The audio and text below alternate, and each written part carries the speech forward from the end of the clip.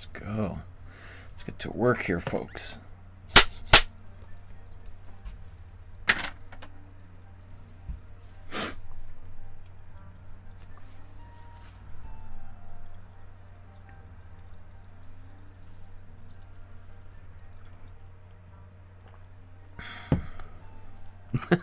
It's been a while since I've done this, so just want to see if everything is functioning. Good afternoon, everyone. Welcome to my studio. My name is Michael Markowski, and once again today we're going to attempt to recreate some art by one of my favorite artists. Today we're going to be looking at Charles M. Schulz Peanuts, or specifically the characters Charlie Brown and his faithful dog Snoopy. I've been a fan of Charlie Brown and Snoopy and the whole cast of characters since I was a little kid, as I'm sure many of you have also been. And I think this is going to be a great episode where we get a chance to learn a little bit about drawing, as well as explore the history behind these characters, as well as the creator, Charles M. Schulz himself. So, there's tons of drawings that I kind of want to look at, potentially doing, I don't know, are we going to do all of these? We'll see. I've got a bunch of these prepped for Snoopy and the Red Baron, and then these are for tomorrow's episode where we're going to be looking at a Charlie Brown Christmas. So just as a heads up, if you want to learn how to draw those, we're going to be talking about those Christmas specific ones. So lots of stuff I want to accomplish today. We'll see how much energy everybody has to accomplish all of these. So just quickly before we begin here, I just want to talk about the plan. We're going to talk about how difficult today's episode and drawings are going to be. We're going to talk about materials very briefly because there's not a lot you need. Then we're going to do some warm-up drawings. We'll talk about Schulz's biography. And then we'll kind of dive into a couple of more refined, finished artworks. And then, I don't know, probably about 3 hours or so from now is when we'll be done, which is, means we'll be here until a week from now. We'll be doing one long live stream. Just quickly before we get started, I want to encourage you to like, subscribe, hit the notification bell so you know when future episodes are taking place. You can see that there's almost 4 million views, and about of those 4 million views, 52,000 people have subscribed. So it would be great if we could get those numbers up a little bit higher. It would help me do this more frequently. If you want to support the channel with a small donation, $1, $5 to help keep the lights on so that we can do these episodes a little bit more frequently, that would be awesome. You can scan the QR code on your screen right there, or enter in that web address, and it'll take you to a page that looks just like this where you can safely and securely donate to support the channel. Other ways you can financially support the channel is you can send an e-transfer via email or a check or money order in the mail. To contact me that way, my email is on my website and on the Facebook group, which we'll talk about here in a moment. Those links are down below. I don't put it right here because I get inundated, like 50 emails every day with spam. So I apologize, it takes an extra second to do something generous for the channel, but if I post it on here, I'll get even more. Okay, so talking about the Facebook group, I encourage you to take a picture of whatever you've created, post it to the Facebook group, and then usually once a month, every couple of months, I do a free bonus feedback episode where I give people free advice on how to improve their artwork. We celebrate the artwork you've created, whether it's the drawings we're about to do today, or the drawing classes we did 5 years ago, or painting episodes. I still give people free advice and free feedback on all of those things. Now, I know I promised to do one back in November. I just got totally overwhelmed with stuff.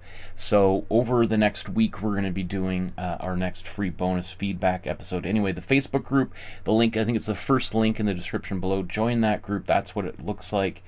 So, are we ready? I think we're ready.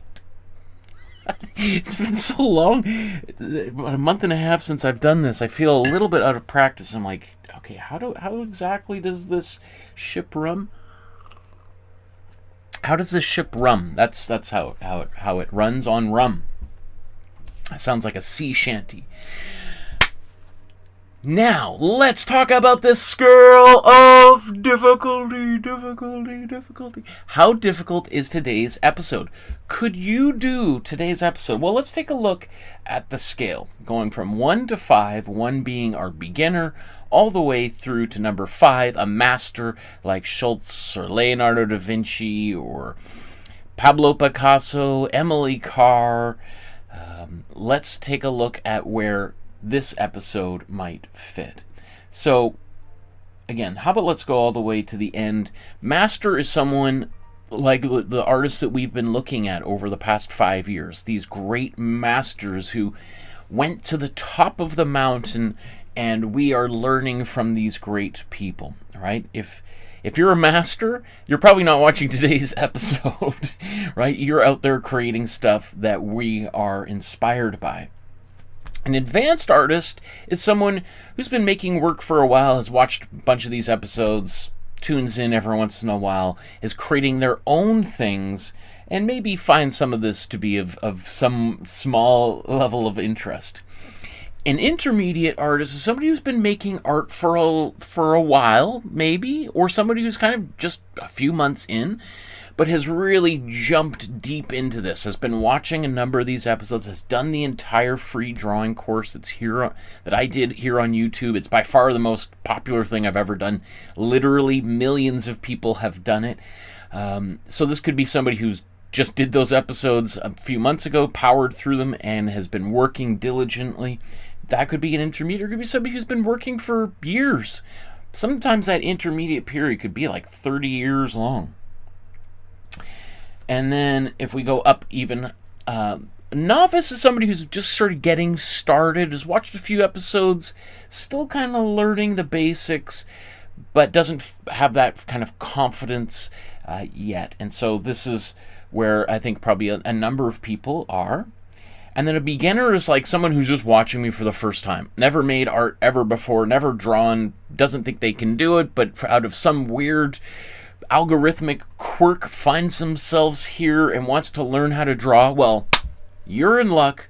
That's what today's episode is all about. Today we're going to start from ground zero, like as if you've never held a pencil before. I'm going to show you how to hold a pencil and to make a drawing.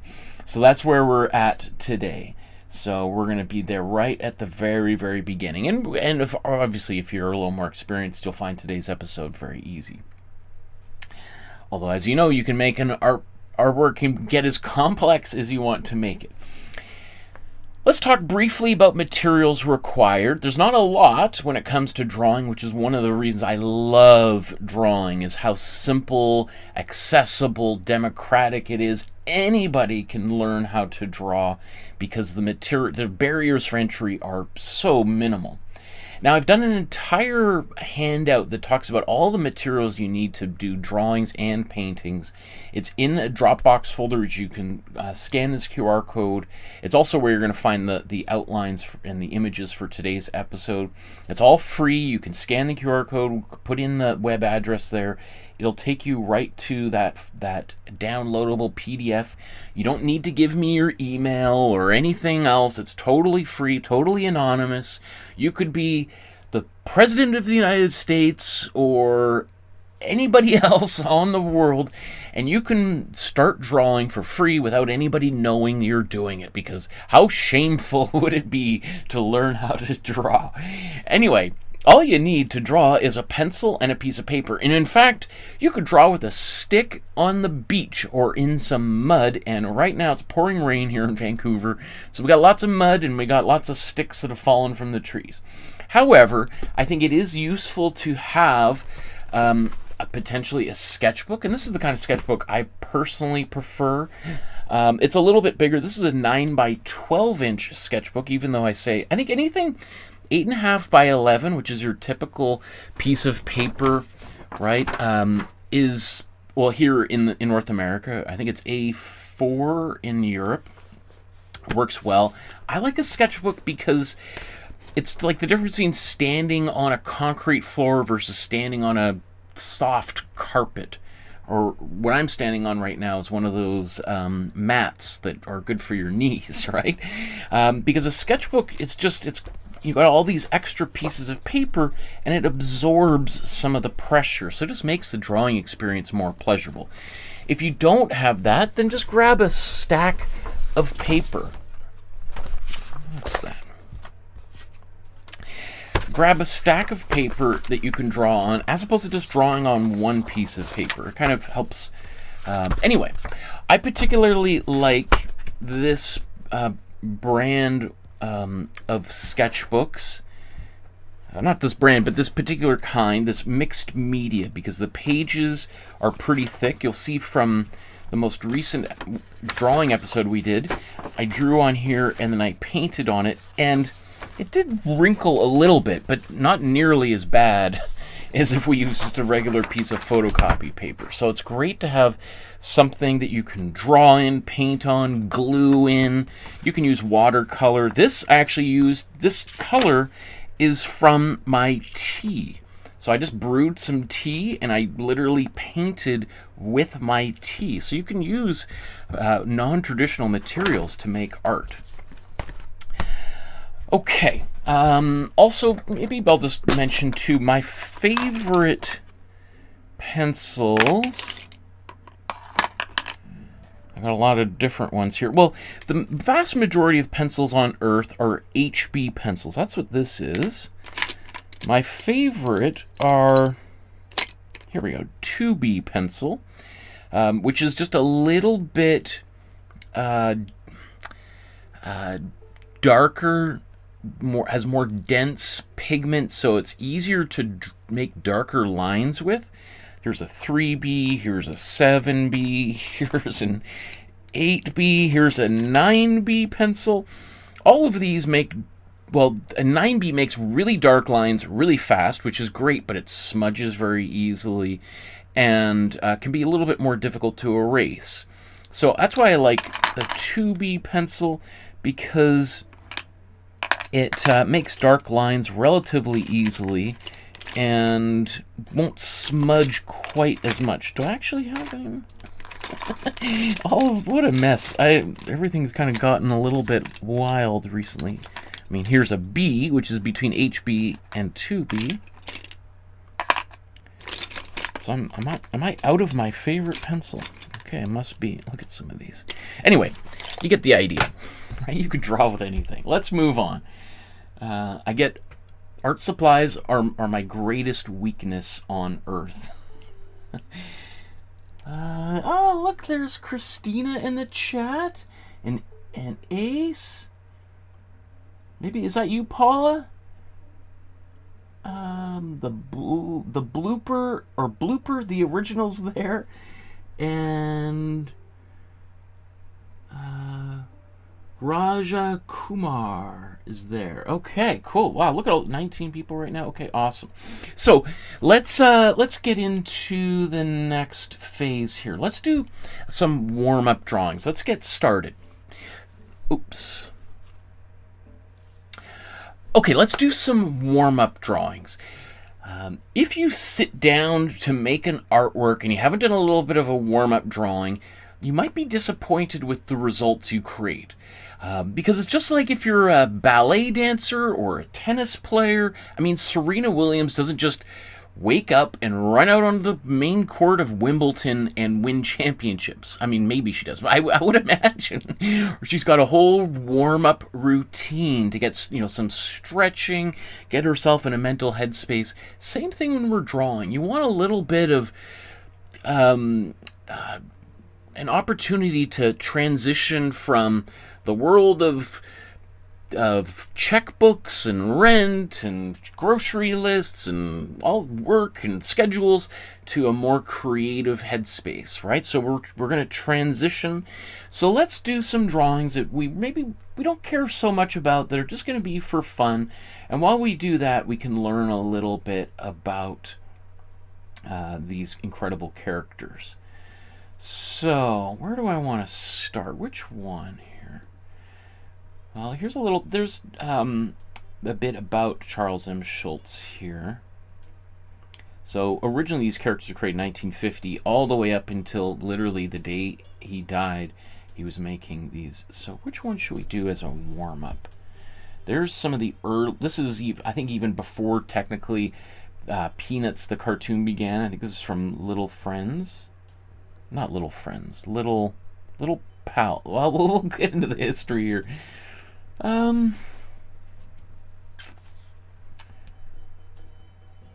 These are all the drawings I want to do today. How about let's start with this guy as a warm-up drawing. So let's grab our sketchbooks. You can see I share the sketchbook with my daughter. And here's some of her great artwork. I love these. Look at the energy in those drawings. I just love it. She's so inspiring. Oh my goodness. Look at how she just attacks the page. I think she's going to be an abstract expressionist. She'll be like a Joan Mitchell or Elaine de Kooning. Okay.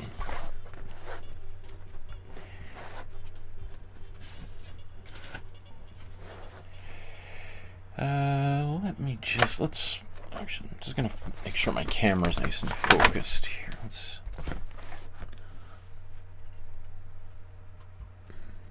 Again, this is the Goya episode that we did recently. There's a little bit of smudges on the page. That's okay. You know what? I should have zoomed this in. Let's get into...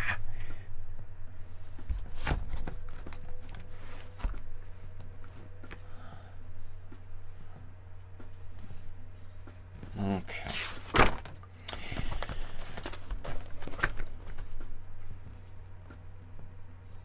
Paul says, yes, it's me. Why was I given the number 2279? Well, it's probably because there's 2,279 people who also want to use the username ACE. So that's why they've assigned those extra numbers at the end of your username here on YouTube.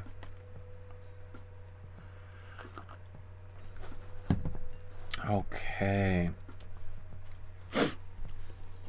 So how about, I'm just going to use a regular HB pencil.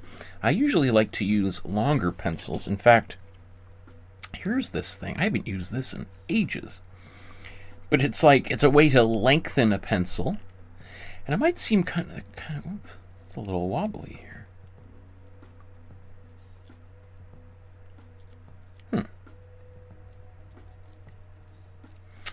I was just going to show off this cool thing, which I haven't used in probably 20 years, sitting in my pencil case, but it's not really holding the pencil very well. Well, I do want to use a longer pencil.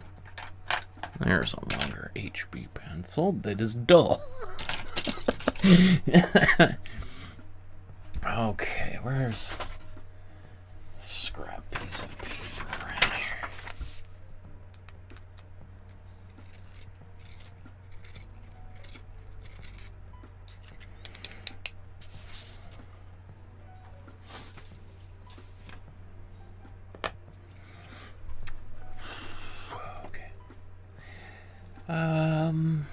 Where should we go? Okay, let's start here.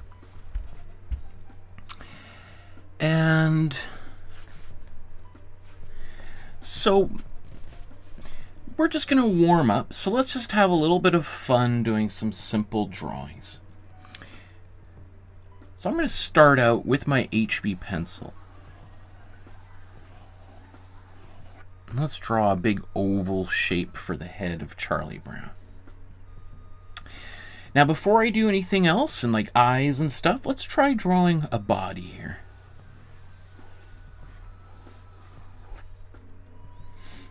Let's even draw some legs.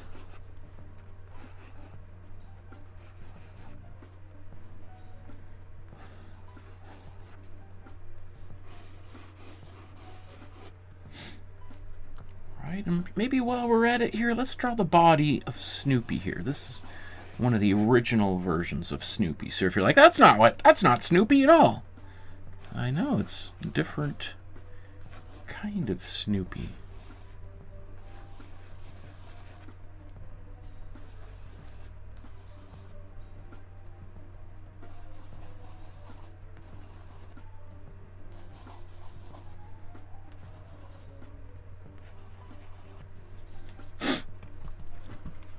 Okay. So my first thing is I can just sort of, I've got things roughly sketched out.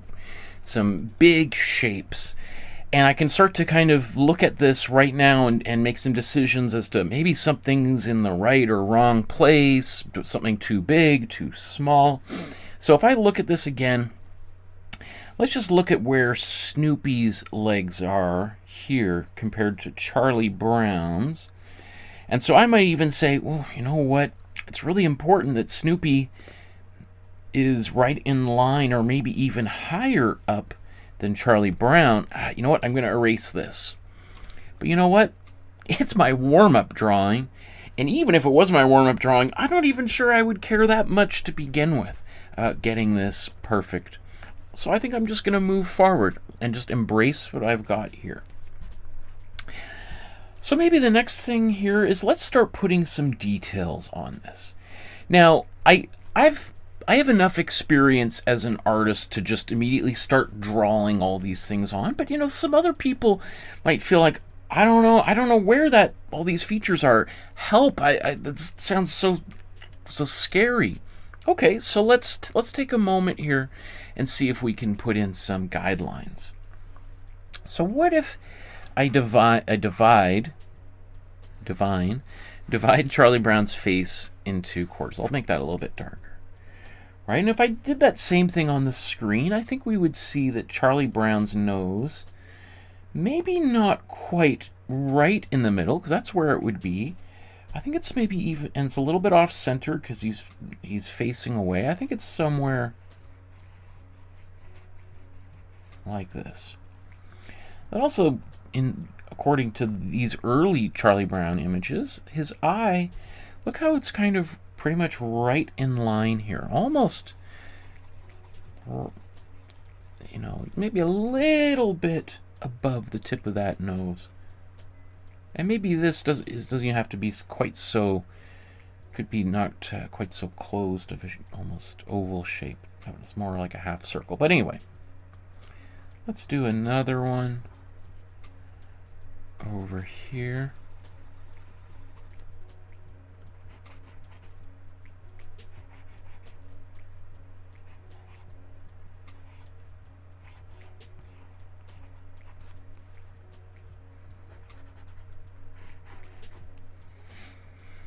We got ears and ears. Now, if we wanted to make this drawing but not have all of those lines all over his face, then maybe what I would do right now is, well, I could just erase a lot of that here. So this is why you might want to use HB pencil. It's not going to smudge quite so much. In fact, let's make this nose. All right, so now I can go back over these lines.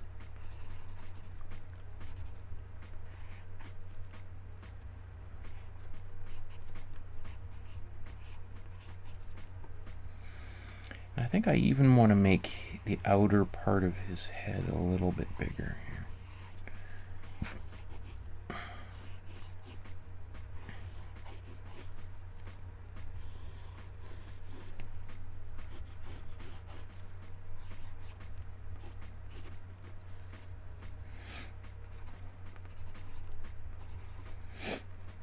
So how about same thing? Let's try a better eraser. This one is for like the bleach of erasers.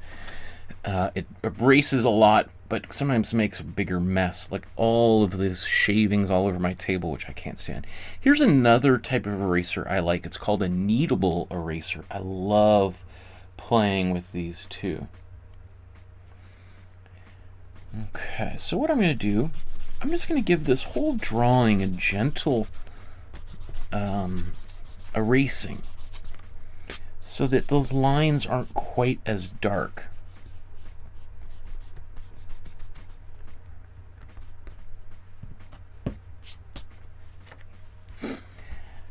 Okay, now let's come back over here.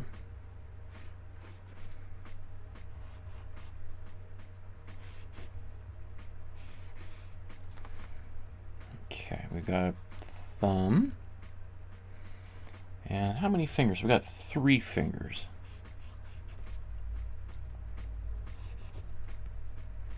Now let's look at the bot. Maybe these hands are a bit long. I might have drawn them, but let's...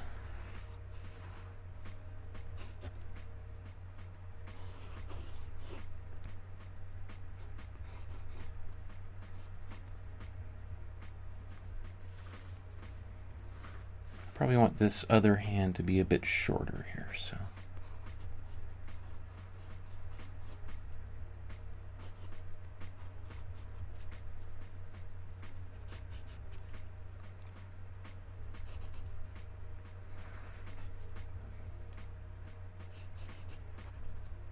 Now these shorts are black, but I would still draw those lines in there even if I intended to color them all in.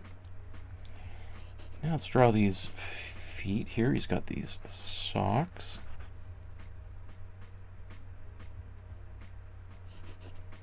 I've already kind of made a bit of a goof, but let's roll with it. Because you can see these legs in his are kind of right next to one another.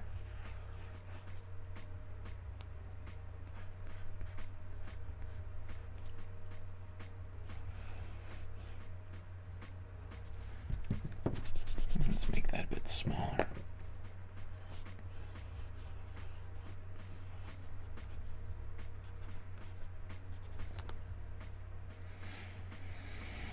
Now let's put the famous Charlie Brown. Okay, well let's... Where should this go? Something like that, right?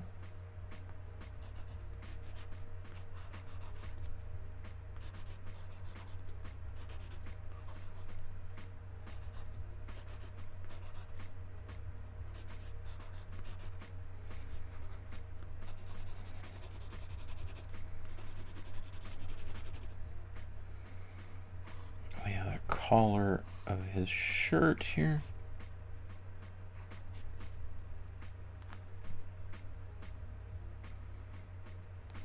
How's that for early Charlie Brown?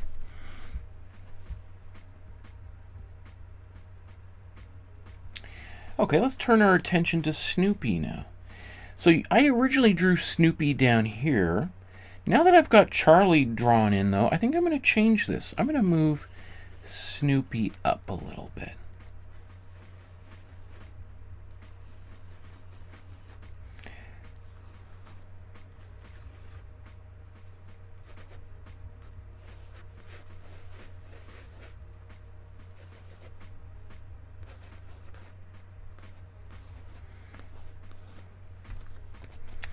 So that tells me I'm just going to erase all of this original stuff. Okay. So how about let's start with an ear. I'll even erase that line up top there.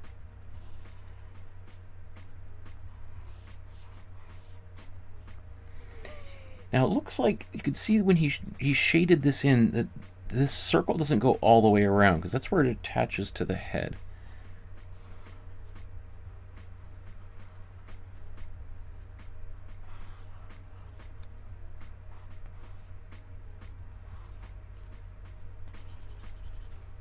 Okay, so actually let's just draw this whole thing.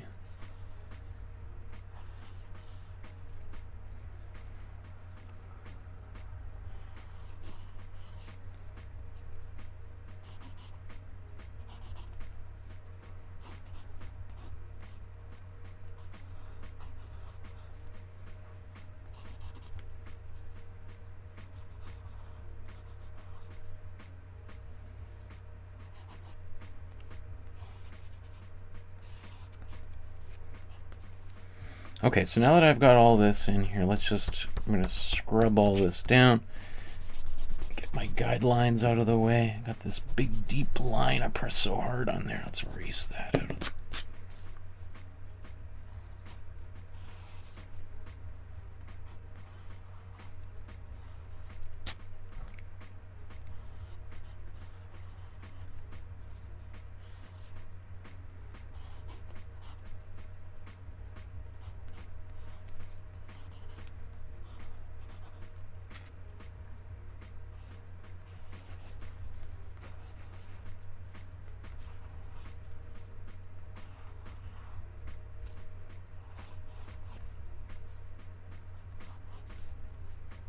So I want those lines to connect there, right?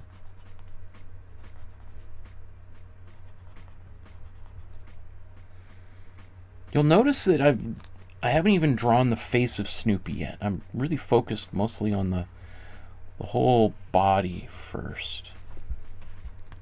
So I can get this. Now I just noticed, look how these legs maybe could have come even in front of this back leg. So the way I've drawn it is as if his whole body's turned a little bit away from us. That's okay, just as long as I recognize that that's what I've done.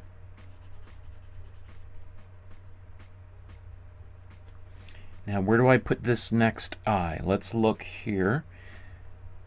It looks like if that's the middle of halfway between here, looks like it might be a little bit, oops, it could be a bit higher.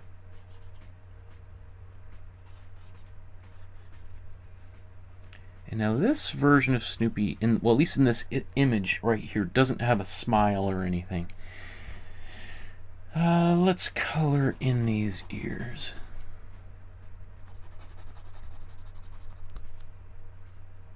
So you can see the way that I've done this. I'm trying to replicate the way that Schulz shaded things. Like, notice how it's not a perfect shading. He didn't go all the way up to those lines.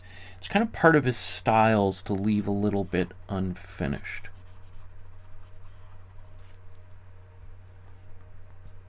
Okay, how about the same thing? Let's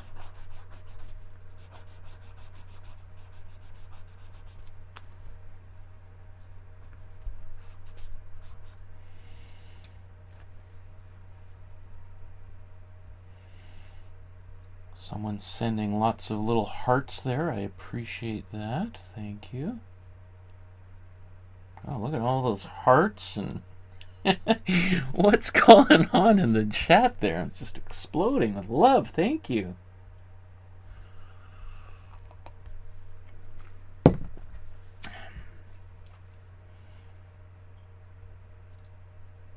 Christina said, what was that drawing? It looks kind of like Maurice Sendak. I think were we talking about this one here? This is the Goya drawing that we did back in November. You're right, it does have kind of Maurice Sendak kind of vibes, the way that this, however, was done about 300 years before, well, 200 years, I would say, before Maurice Sendak. We should do a Where the Wild Things Are episode. That is, I like, speaking of cartoons and stuff. Okay, there's one drawing. Is that good enough for a warm-up, or should we do another one? How do you feel? Are we ready? Let's do another one. I'm into drawing. Let's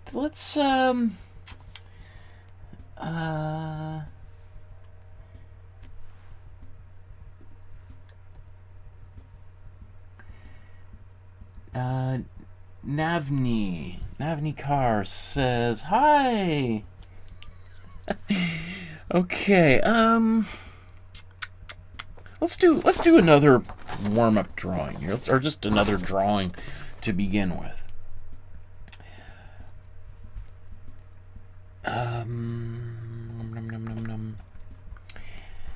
Here's another really early, in fact, this is probably predates Charlie, well, doesn't predate Charlie Brown, but predates Peanuts. This is from the previous iteration of these characters before they were formalized into Charlie Brown. You can see missing the iconic zigzag stripe in the middle of Charlie Brown's shirt. So how about let's do this drawing as another kind of fun little warm-up to get started before we talk about the history of these characters. And so maybe I'm just going to get some colored pencils.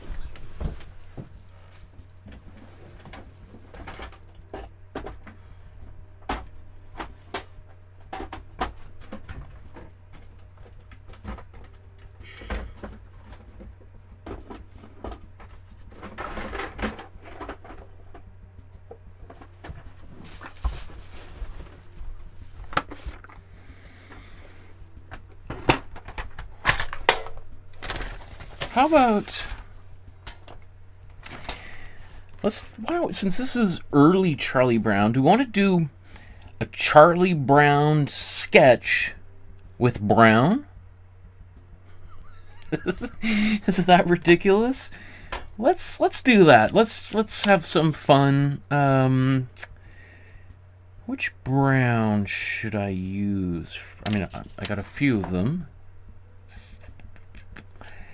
I'm just trying to think of, like, let's use a lightish grayish brown to do our kind of sketching, and then we'll do a version with a more colorful brown. Okay. So once again, this is just going to be a fun little sketch. I am, however, my colored pencils can be a little bit harder to erase. So, and I'm going to, if I was doing this on my own and I want to use color, I'd probably use maybe like a yellow or an orange. In fact,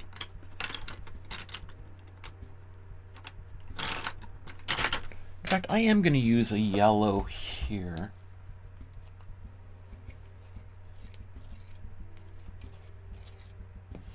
Kind of an orangey yellow, very similar to the kind of color I like to use when I do my input in Matura when we do our painting episodes. So I'm going to use this to sketch things out. I think that's going to complement my browns really well. My only worry is it won't show up too well on camera. So we'll play it by ear. We'll see how well this turns out. So there's the original. Let's get our drawing started here.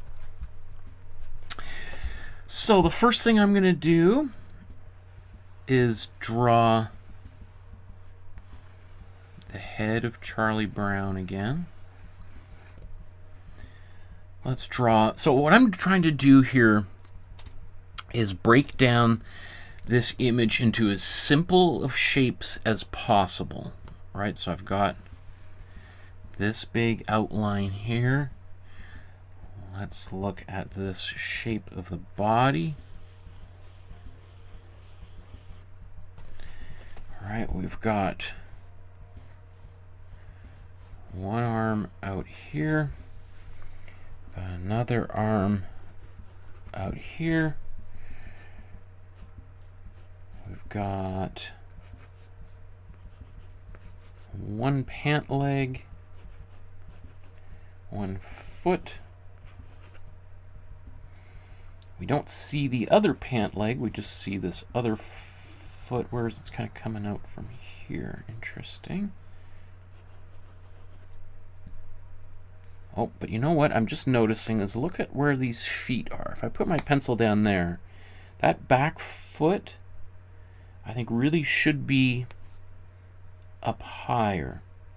So, how do I want to change that? Well, I think what I'm going to do is I might make this foot a little bit bigger.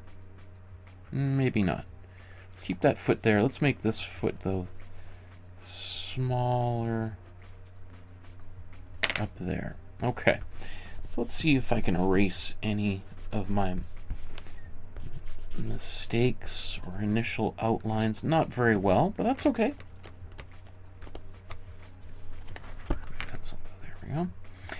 And then let's focus on Snoopy. So if we think of that's the bottom line, it does look like Snoopy's pretty close to the bottom down here.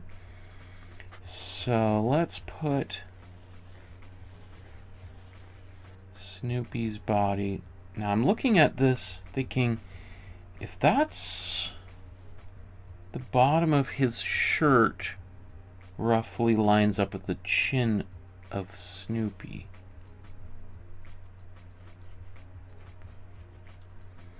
So his head needs to go kind of somewhere about here, right?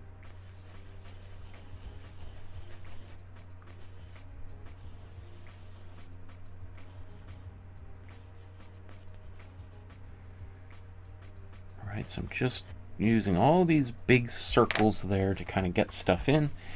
Now, how about let's look for where the mouth could be. Again, that nose, if that's halfway, that nose is probably somewhere here.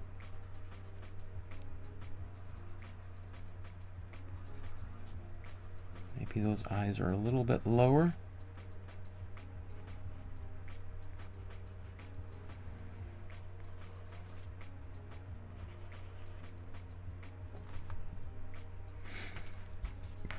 Okay, I'm not sure how well that shows up on screen.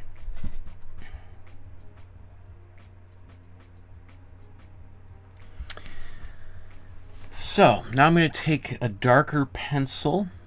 In fact, maybe, should I do a little bit? Where's his ear? His ear, look how it kind of comes below this nose there.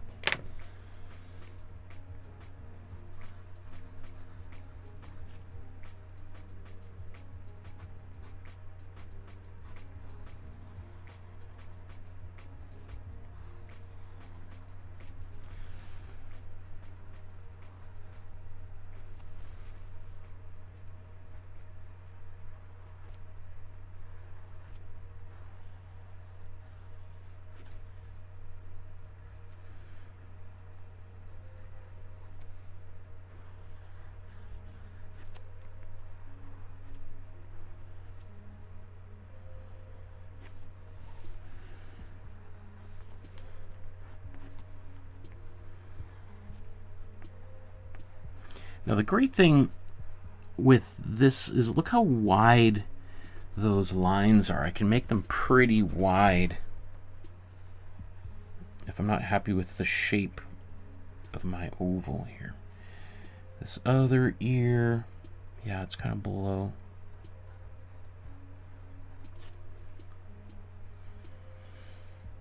Let's put this nose in first.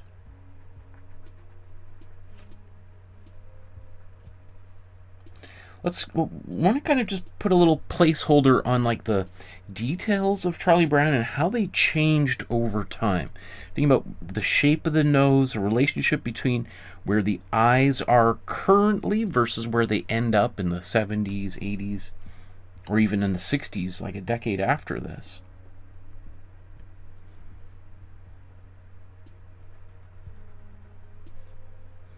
Right, so I'm going to start with smaller circles here, and then I can compare. All right, maybe I think this, if I'm going to expand it, I think it needs to expand upwards here. Same thing.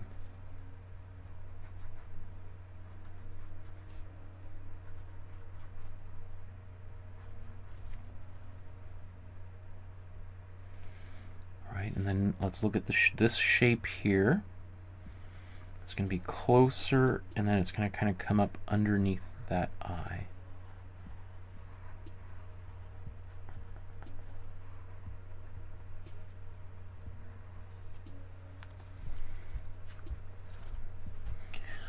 How about let's zoom in here a little bit.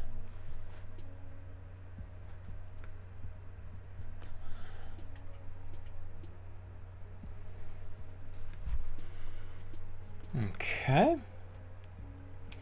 Now let's look at this arm. Notice how, maybe let's zoom in here.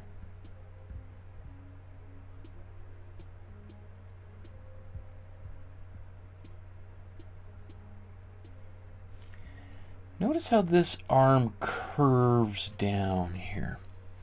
So it starts here and then kind of curves down.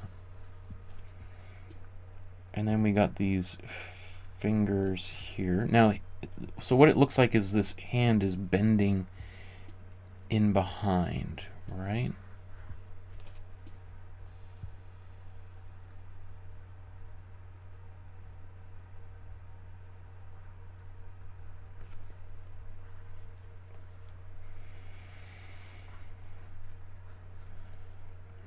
Okay. Let's go down here.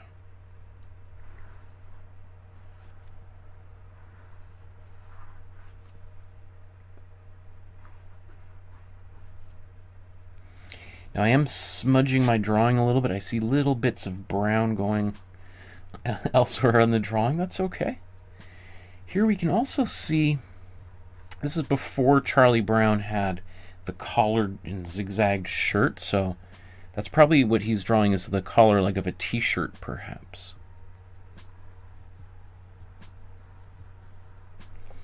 Which in the 1950s was kind of a newish thing that he would have picked up while he was in the military. And we'll get to that here in a moment.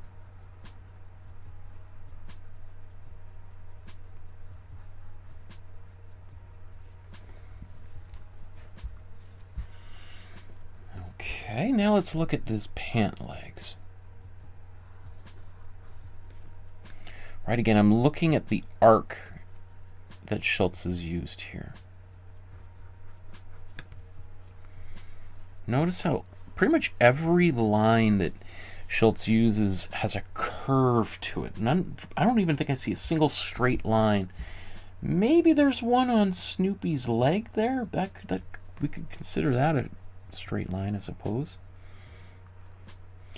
But those curving lines are very dynamic, right? And that's a really important part of cartooning or animation, which Charlie Brown later becomes very famous for.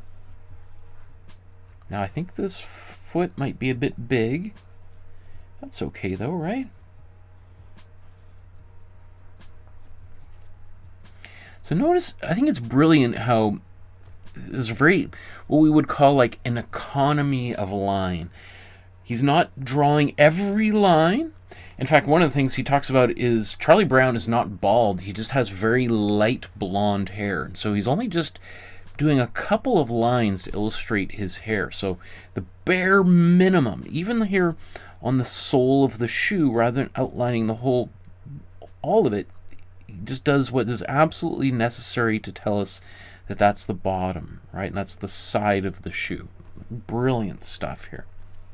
Okay, these lines here, are they parallel? Do they go straight across? No, they look like they kind of go down a little bit. So let's do that. Oh, that might have been a bit too diagonal, but that's okay.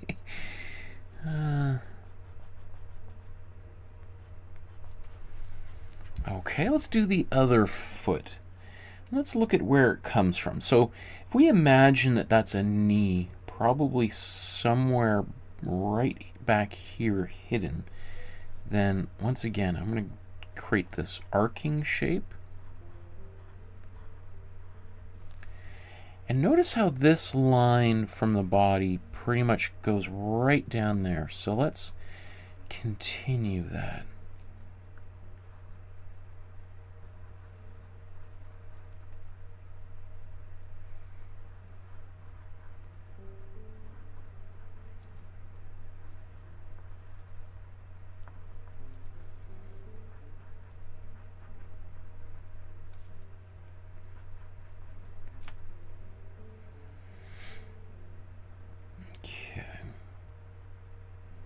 Maybe I'll darken all that, but the shading in in a little bit. Let's move forward here.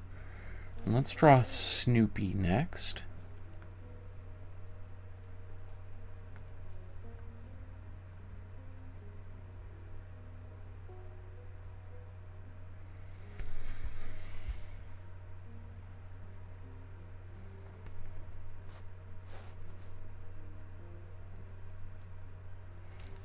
Okay, So now I've got my outlines here, but you know, I'm not locked into where they are. So according to this drawing that I've got here, the chin almost lines up perfectly with this bottom hand here. So that tells me that maybe I'm going to raise this up.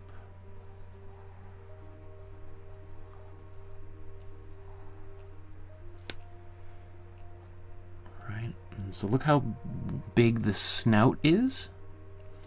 Right, I previously had the head there, so I'm going to move this over.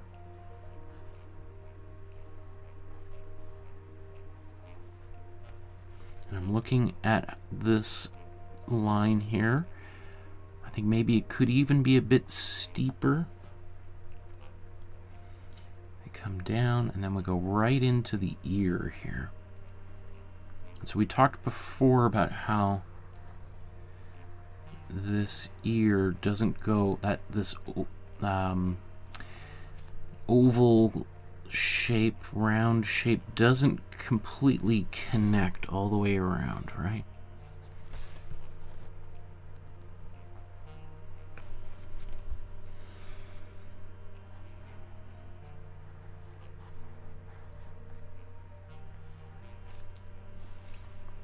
Okay, let's draw the body of Snoopy now. Where does this neck join? It looks like somewhere here. Again, it curves out and back in.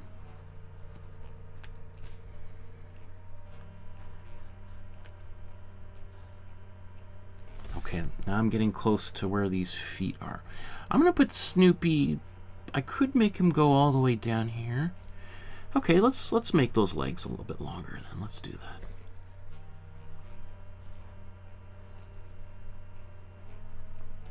Again, notice how that leg widens towards the base. It's not just parallel. I mean, it's close. I mean, maybe I'm exaggerating it a bit, but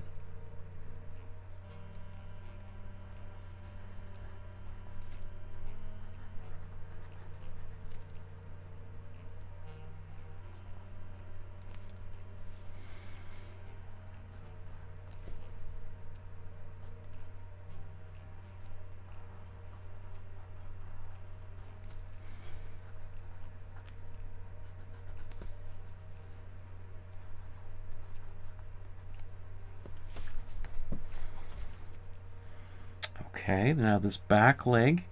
Again, look how this arc kind of goes up into here. So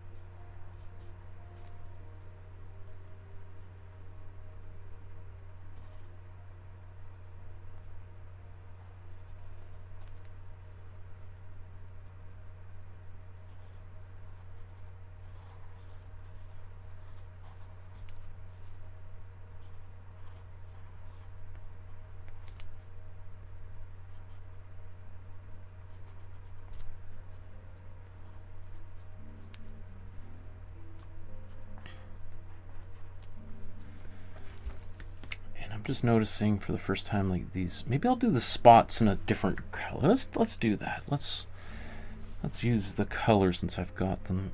Find this line. It's going to come sweeping down here.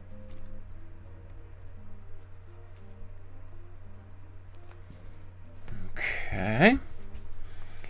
Now let's try to put the features of Snoopy on here. Where do they go? Well, notice if I go down here, this arc, I think maybe the snout's a little bit longer than it should be. It looks like about halfway that snout is going to be about there. That means the smile, which is very broad, almost to where this neck joins. Big smile. And then how he's looking up here at Charlie Brown. So we got one eye here, kind of on a bit of an angle, and this one here, probably about here.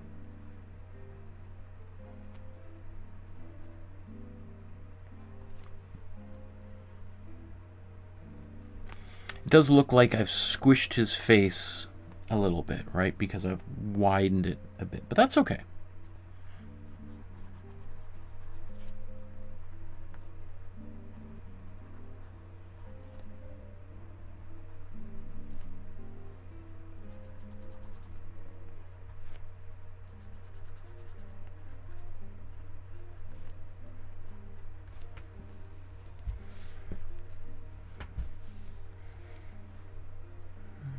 Again, we'll put his collar on.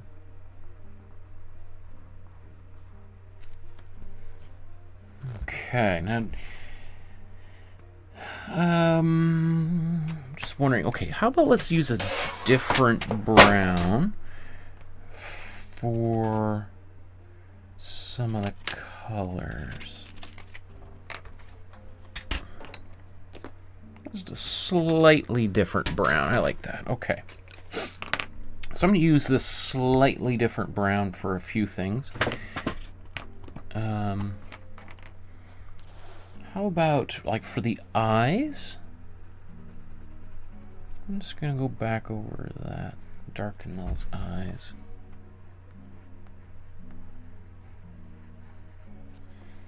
Mouth, maybe.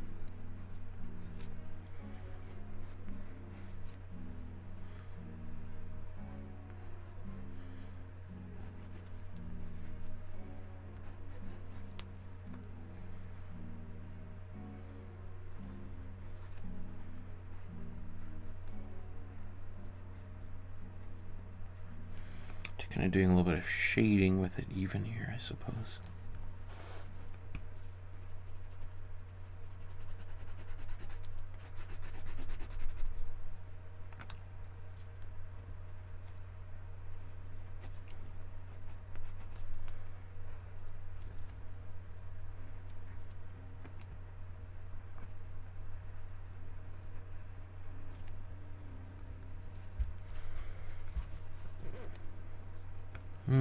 Yeah, I'm going to leave those pants like that. And then here with Snoopy, once again.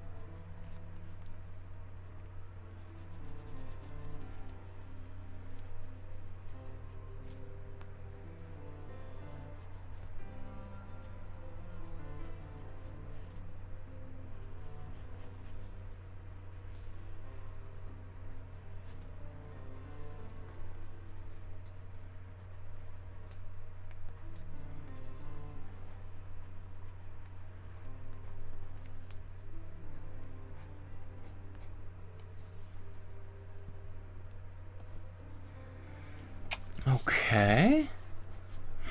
How about, okay, there's this shadow down here. Let's put this shadow there.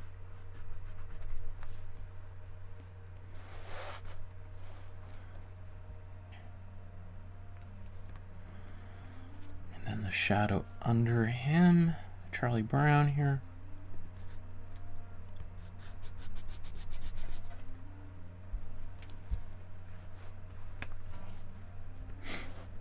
Okay, let's take a look.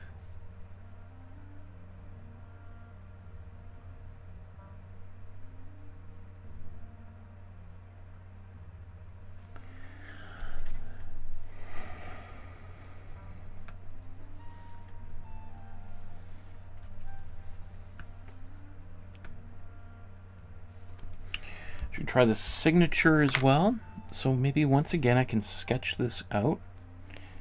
Let's do big S.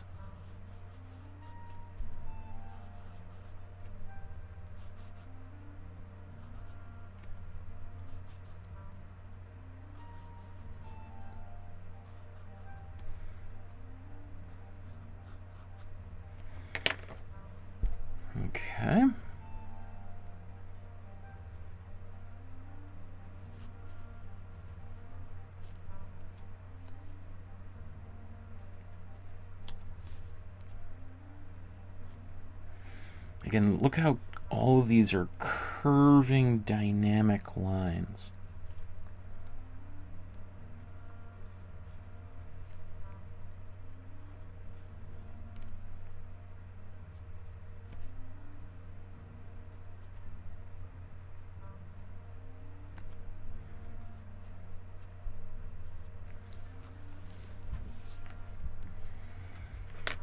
Okay, now there's a bit of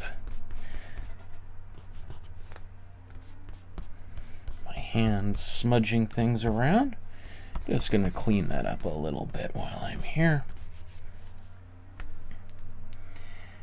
Now again, there's some of my initial outlines underneath there that, you know, I suppose some people would have a hard time with that. I kind of like seeing those things, so I'm not worried that they're there, but just something to kind of consider, that if you didn't want them, you'd want to draw very, very lightly. I'm trying to do this so that you can see on camera, but even then, like, this feels like, you know, this could be torn from Schulz's sketchbook here, and so we see all of the thinking, the kind of the ghosts of previous parts of the drawing process that appear on the page there. Okay. I feel nice and warmed up. I'm going to take a break, though, and let's talk a little bit about today's the artist's biography, as well as a little bit of the story behind these characters here. So let's do that.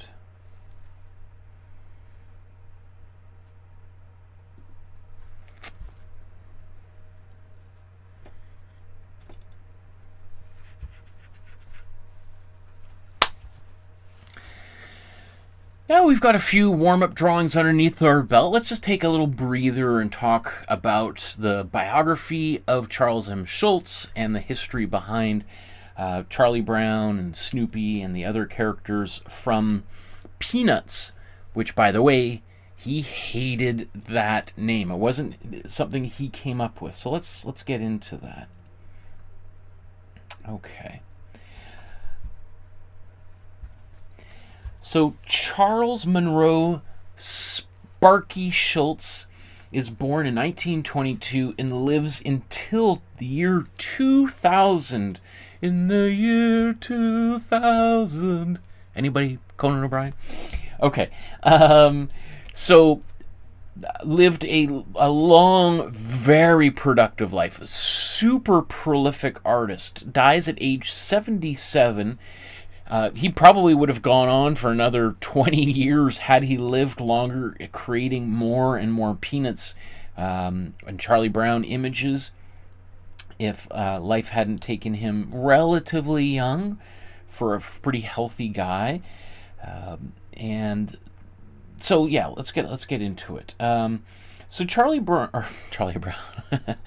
Charles M. Schulz is born in Minneapolis, Minnesota.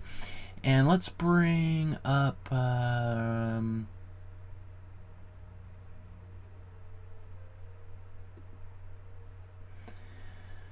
so I think this is, I'm not sure if this is where he was born, but this is kind of his childhood home here in St. Paul, Minnesota.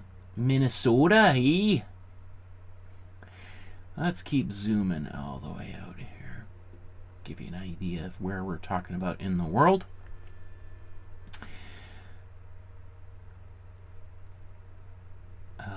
Minnesota, the state of hockey. And interesting enough, Charles M. Schulz was inducted into the United States Hockey Hall of Fame. Why? Why? Let's talk about that as we go here. But this is the Twin Cities of St. Paul and Minneapolis. And so this is his original childhood home here.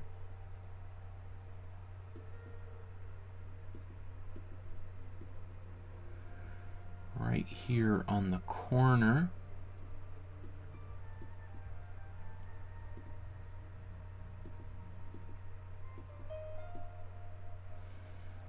right? That's where he grew up, or at least one of the places he grew up. They did move around a little bit in and around this neighborhood.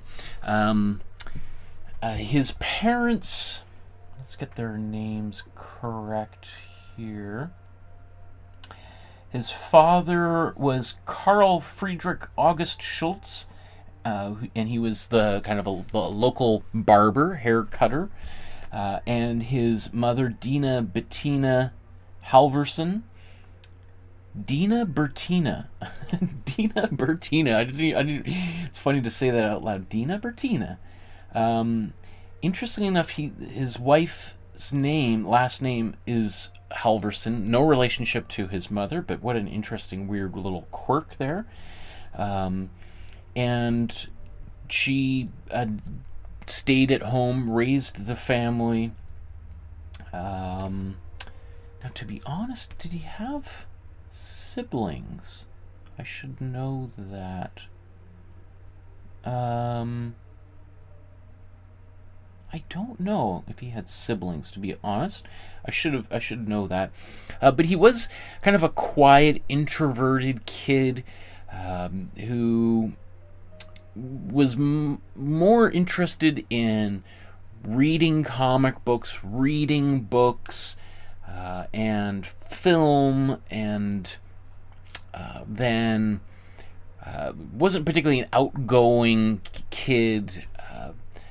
I don't think he was like a total loner, but one of the overarching themes in the Charlie Brown universe, the Charlie Brown expanded universe, is feelings of loneliness, of isolation.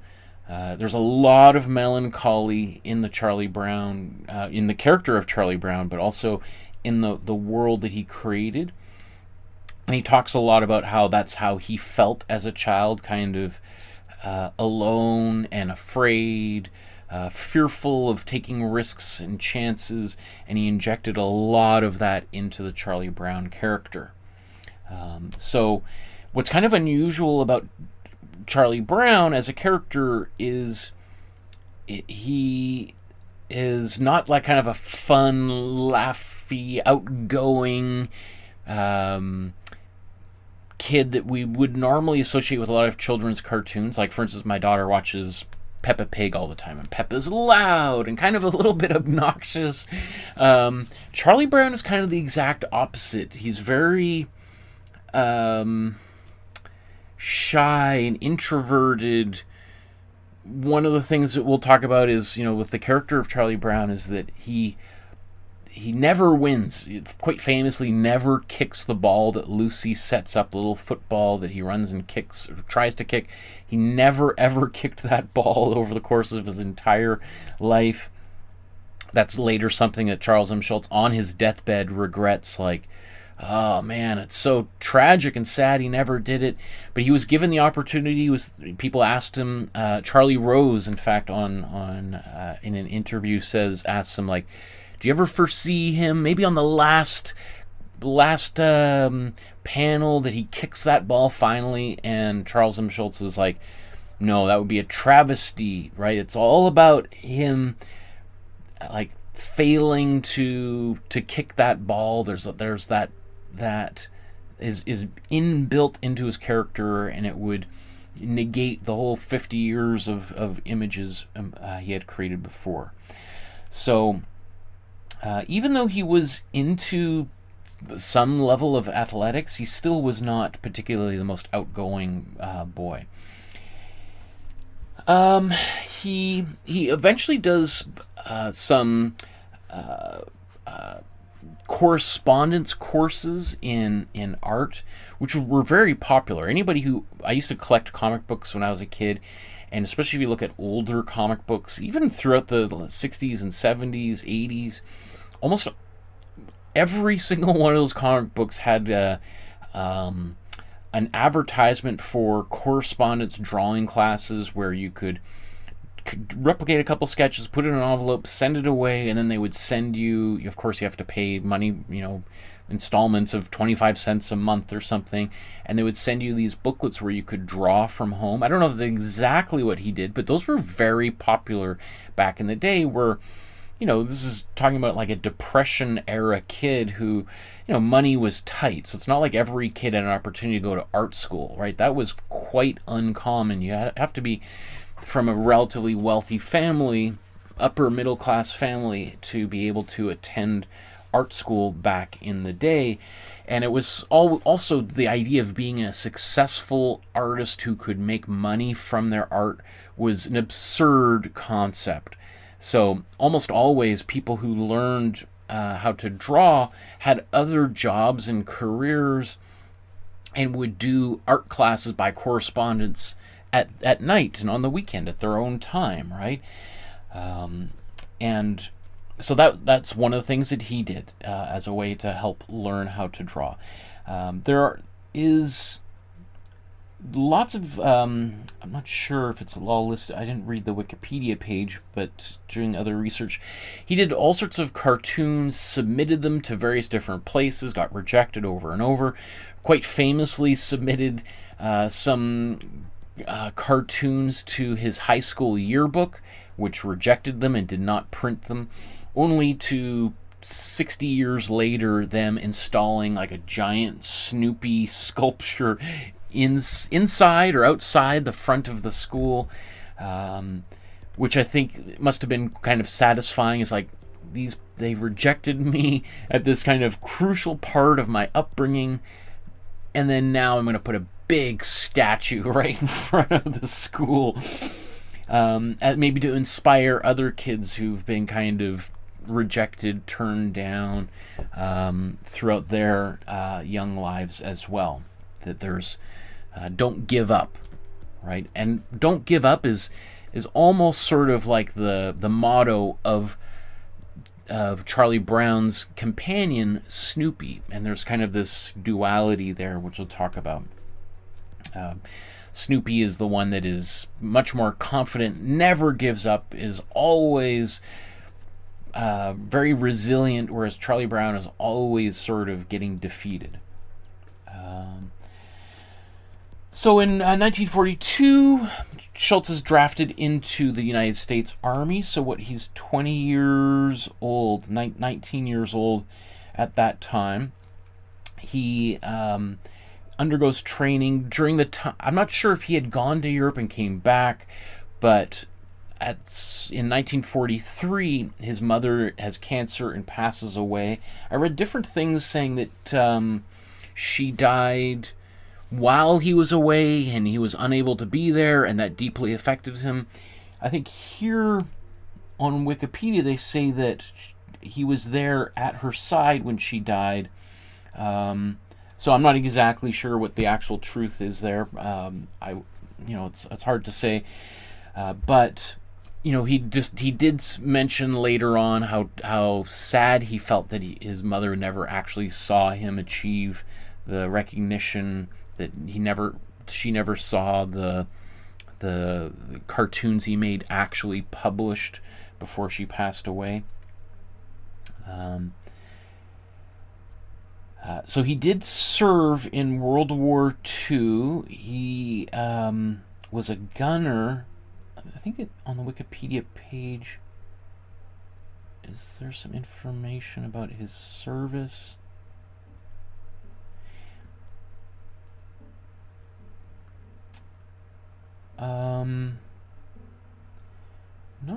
I think there is something about his military career in here.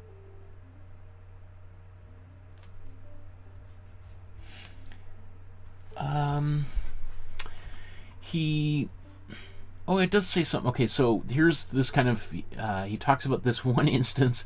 The one time he had an opportunity to fire his gun was when a German soldier was running towards him, but he forgot to load his gun, so the gun didn't go off.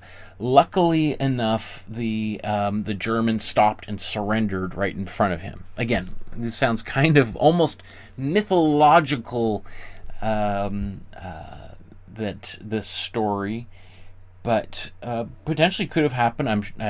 Stranger things happened all the time in the fog of war, as they say. But he was definitely very proud to have been a veteran. He for the rest of his career, he donated artwork to various different military causes. He featured, for Veterans Day, special particular kind of cartoons. So it became something deeply important to him.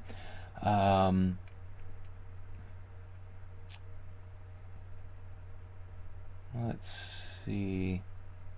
Okay, so the first thing he gets published is this cartoon called Little Folks. And he would assign them as Sparky, which was his nickname. So we see here an early version of Snoopy, kind of like what we've just been drawing here. So this is kind of the first iteration here. And it was known as Rover at the time, which is based on his own childhood dog that he had, which is a slightly different breed than the one depicted here, but the personality of that dog was something that he captured. Is that all the images we've got here of early Little Folks? So anyway, many of the characters that later appear in the Peanuts cartoon appear here in Little Folks. This is published in begins June 8th, 1947, and runs for a few years. Essentially, there was a number of different kind of iterations. Sometimes there were single-paneled images, sometimes there were 4, and he's submitting them to various different publications. Sometimes they're printed, sometimes they're turned down. I think some of these...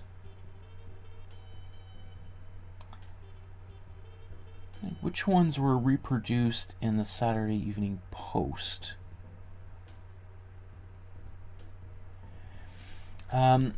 He also did a number of other kind of... in fact, let's bring a couple of these up here. This other one, It's Only a Game. Here's another version. You can see characters that do kind of resemble kind of a Charlie Brown kind of characters. But Peanuts, Charlie Brown was by far the most popular thing he ever did throughout his career. So the early Charlie Brown images, like the ones we've done here for our warm-up drawings, you could see they're very sharp, clean, precise. They look like a lot of the types of images that we saw in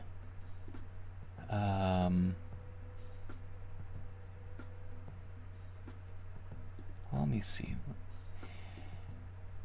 Like, they remind me a lot of 1950s advertising. Like, they're very slick and sharp. However, as these characters evolve over time, they start to become more and more wild and unwieldy. Part of that has to do with a condition that he had, a heart condition that caused his hand to shake. But that starts to become incorporated into his art, often confused with Parkinson's. He didn't have Parkinson's or carpal tunnel or anything like that. But I think it's interesting that as these characters developed, they became looser and a little bit wilder, less refined, a little bit more raw, a bit more dynamic, more energetic. That line becomes, and less kind of sharp and clean. And although I personally prefer the early Charlie Brown images, there's something about them that I just find very, very attractive. But certainly, I'm sure, if we look at this image on the screen right now that we just did, a lot of people might not even recognize it as Charlie Brown, especially because Charlie doesn't have his distinctive zigzag stripe there, right? What else do I want to talk about here? I mean, Charlie Brown kind of took off pretty quickly, and the you know, when we go from like basically 1950, the changes to Charlie Brown start happening, you know, from this very clean, sharp style to the more distinctive style that we know today, because the demands for this character went through the roof. It goes from being published in the what is the name of the syndicate that publishes? I mean, basically the way that the cartooning business works is you might begin by submitting cartoons to one newspaper, and those become more and more popular, kind of get your feet wet. And then ultimately what you would do would be to get your cartoon syndicated, which means it's sort of like, as a lot of newspapers are then and even today, part of a large network. And instead of submitting to one newspaper, you would submit to the syndicate, which would then have it published in lots of different newspapers.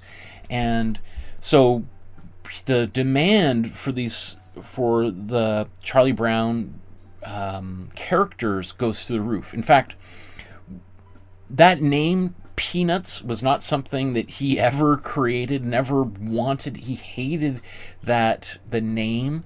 And one of the things you'll notice is that pretty much every compilation of so-called Peanuts comic books that he created were almost always renamed to Charlie Brown and this and that. So it's not a Peanuts Christmas, it's a Charlie Brown Christmas.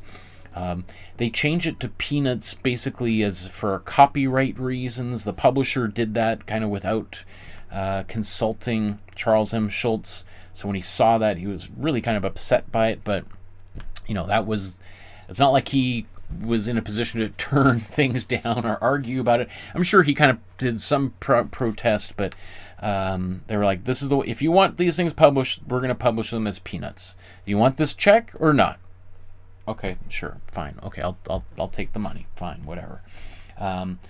So it's funny that name definitely stuck around. And even as a kid, I remember thinking, like, what is Peanuts? What does it have to do with these characters at all? And as Charles M. Schulz himself says, nothing. It has literally nothing to do with Charlie Brown whatsoever. It was just something that some editor at some point came up with, which is very similar to, you know, how journalists, when they write an article, almost never do they come up with the headline for their own article. They might suggest a few, but usually it's the editors, the news directors who determine what the actual headline is. I mean, some of them were really good at coming up with those headlines and were able to summarize the whole story in, you know, 3 or 4 words. But, you know, this just sounds very typical of kind of like the 1940s, 1950s, like musicians, you know, they come in to record and they're like, yeah, you know what, I don't like your name,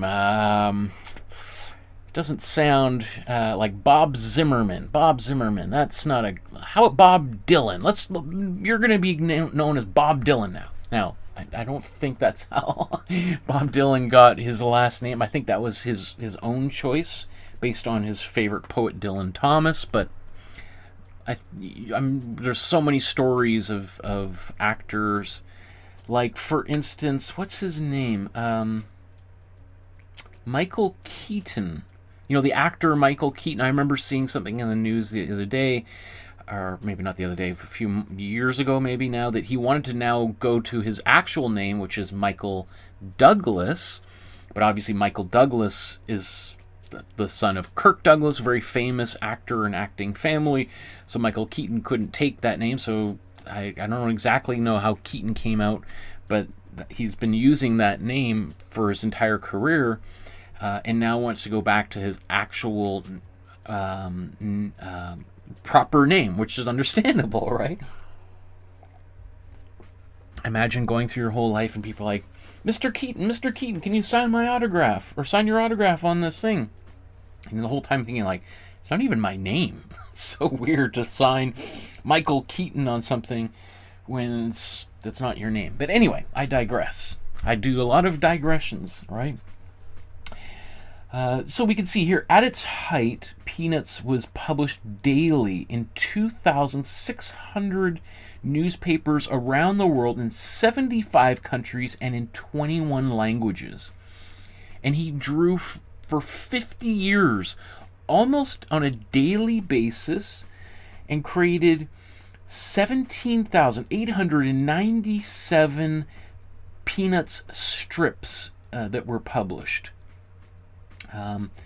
It's estimated that with merchandise and product endorsements, annual revenues were in excess of $1 billion a year, earning him between $30 to $40 million annually. Now, I'm not sure what those numbers are. I don't think it was $1 billion a year back in the 1960s, because that, adjusted for inflation, would be something like 10 billion. I mean, it would make him like the wealthiest person on earth. But suffice to say, Peanuts was very successful, and he used that money for causes that he believed in. One of which was he was really big into skating, figure skating, and ice hockey, and he built a local rink not too far away from where he lived. In fact, let's look at a couple things. We looked at that's his childhood home here on Oliver Avenue in Minneapolis. Again, let's zoom all the way back out here.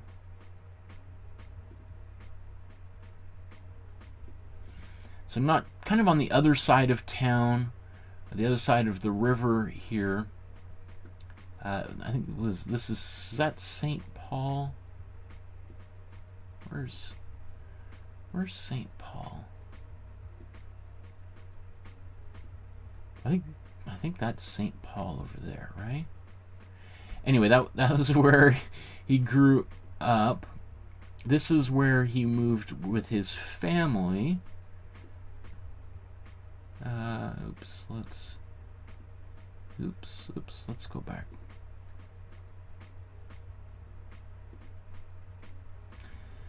All right, so this is the first home that he lived in from 1950 or early 1952. That's the after he married his first wife, I think. That's where their home was, and this kind of reminds me of the neighborhood I grew up in Calgary, Alberta. That house looks very similar to my childhood home. He later moves from 1958 till 73.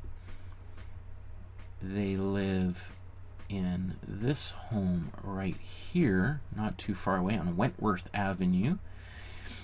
And so that's the home. I'm not sure what this looks like. I guess that's the freeway there. It probably wasn't there when he lived there with his family at one point, but there's his home there. And then from the 1973, for a few years here, let me just get my dates. This right here. Oh, sorry. From 1952 to 58, they lived in Minnesota. So, okay, sorry. In 1958, they till 73, so 15 years. This is kind of where the majority of like the early successes of Peanuts happen. We can't get right up to the house. Let's see if we can just see this.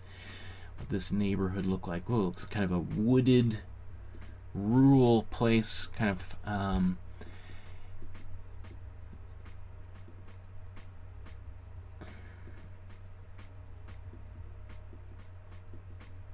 so it's somewhere up in here. We can't really see it, can we?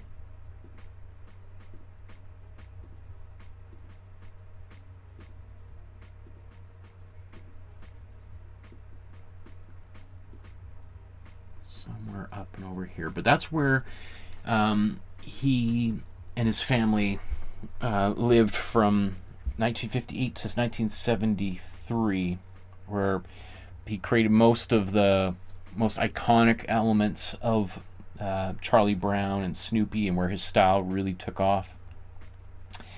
From 1973 to until the time of his death. I'm not sure if this is just his studio or just his home, but he moves across from Sebastopol, California, here to Santa Rosa, sorry, Montecito Avenue. So let's bring this up here. Now, this whole area was completely destroyed in a massive wildfire. So the home doesn't exist. I'll show you some pictures here in a moment. But it's kind of just behind this ridge here. Is this the driveway? This probably would have been the driveway. Won't let us go up there.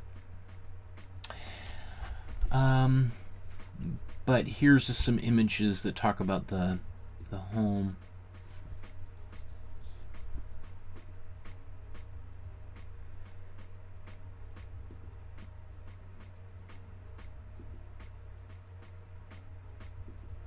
Beautiful. I mean, look at here. That's some. The new homeowners got some actual Snoopy images in there. I'm sure there's people who come to the door every once in a while and want to see a little bit about the history. You know, for many people, like Snoopy and Charlie Brown are some of their most beloved memories of childhood. So it's not surprising. So I wonder if this was his office and studio space. I mean, it looks beautiful. It's a big place, right? I don't know if he was a big entertainer, so I'm not sure how many friends he would ever have had over at his house.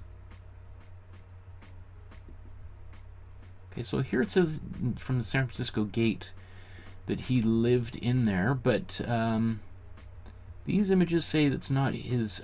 It was his studio, not his house.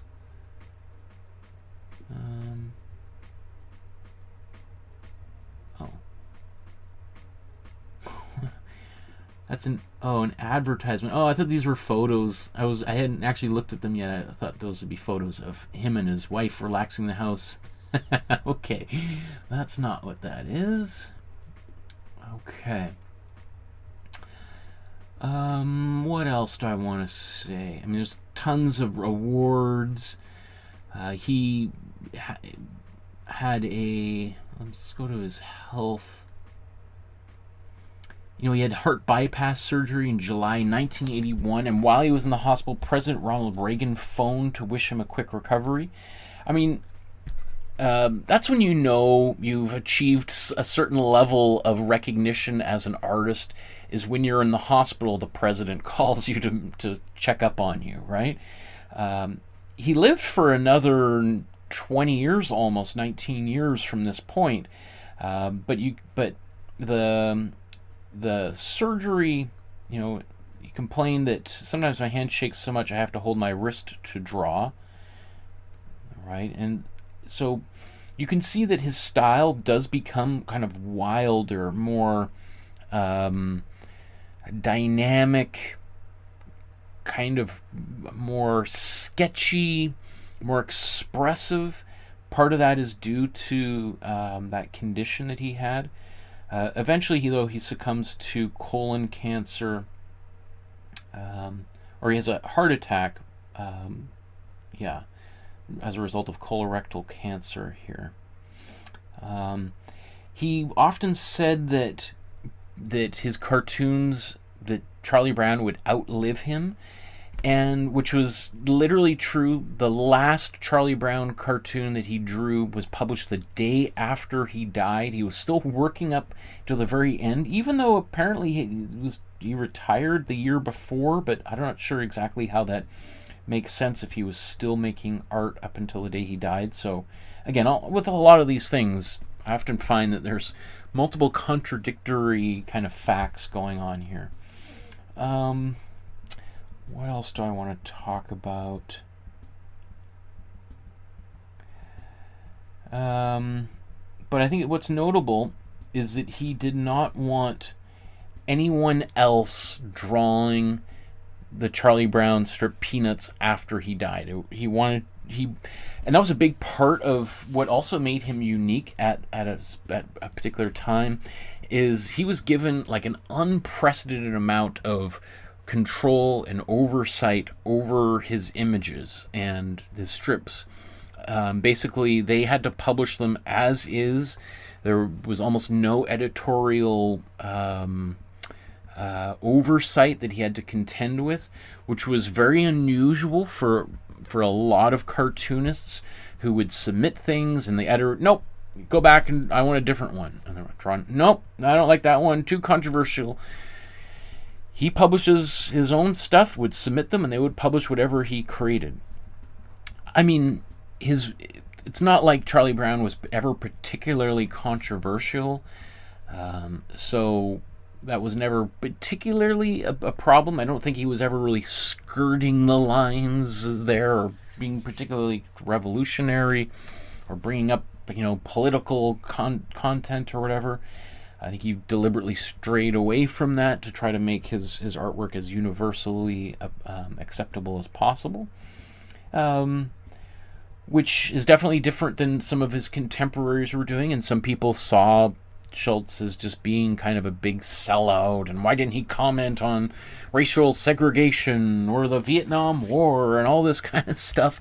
I think he was like, I'm not interested. Maybe he had certain political feelings of his own, but certainly didn't use his cartoon to speak out on those particular things. Okay. Man, I got so much material here that I want to talk about. There is the Charles M. Schulz Museum, which is located in Santa Ana. However, is a purpose-built facility, not in where he lived and later died, but very, very close to it. In fact, let's just figure out where exactly was the...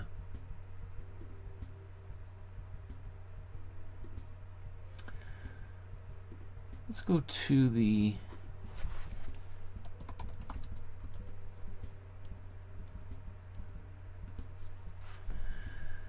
Oh, I thought that was closer. Interesting.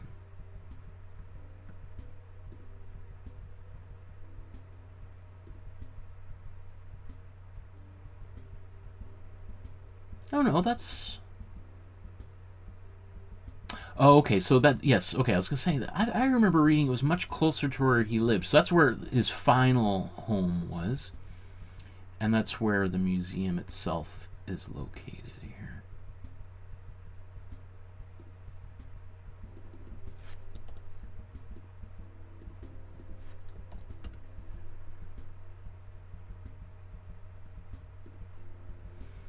Let's just see some photos.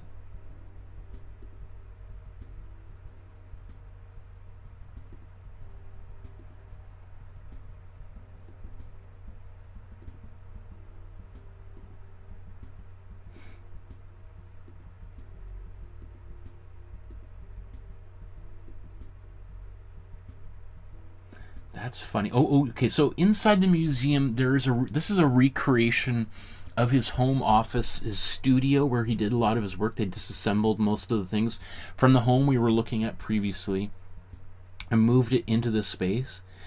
It's funny. The initial thing that popped in my mind when I saw this image is it reminded me a lot of the office, the very beginning of The Shining by Stanley Kubrick. There's something about those colors and the arrangement of furniture that just vaguely reminds me of that anyway.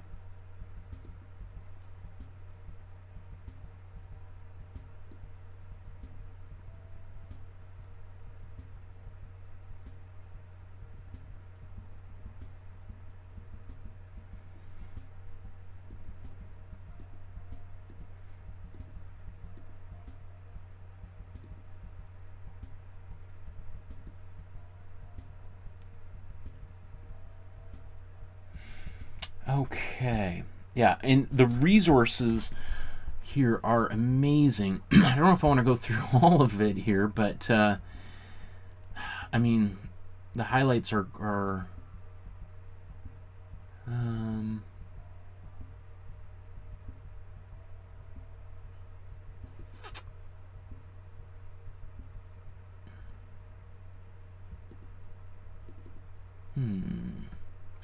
when I was looking at these things earlier, there was a page that just had endless original images of his.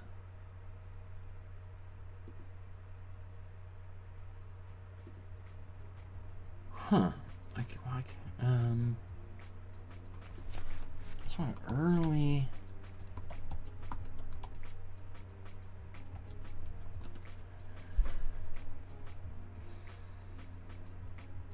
Okay, I think that's not what I'm looking for.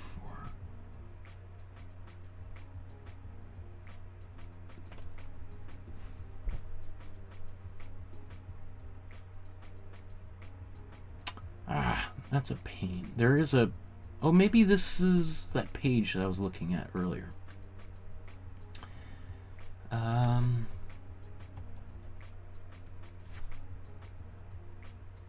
Here we can see the development of Charlie Brown over the years. So some of the couple drawings we just did, here we see them from the...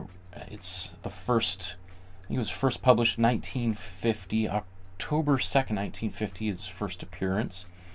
Then you could see over time how the character kind of changes and transforms. It seemed to kind of go through a period of time in the 70s where it got really kind of jittery and wild, and then kind of came back into a little bit more polish. And then as the tremor in his hand became more apparent, it became kind of wilder again towards the very, very end. But it's interesting just to see the transformation of that character.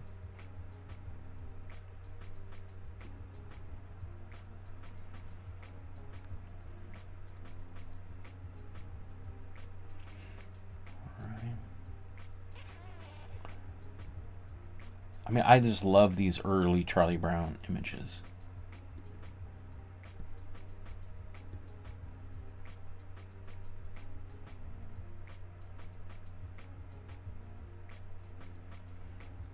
Is this Linus? Is that Linus? Schroeder. Which one's Linus?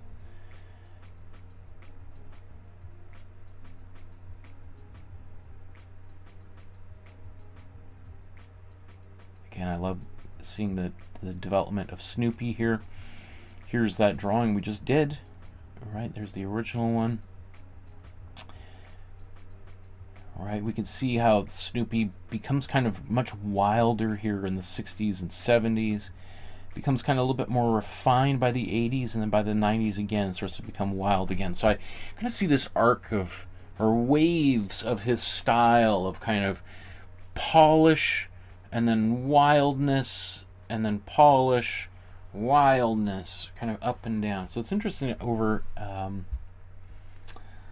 that has career change here. Frida says, hello, Merry Christmas, currently working through the 40 episode drawing series. I'm on class number 28.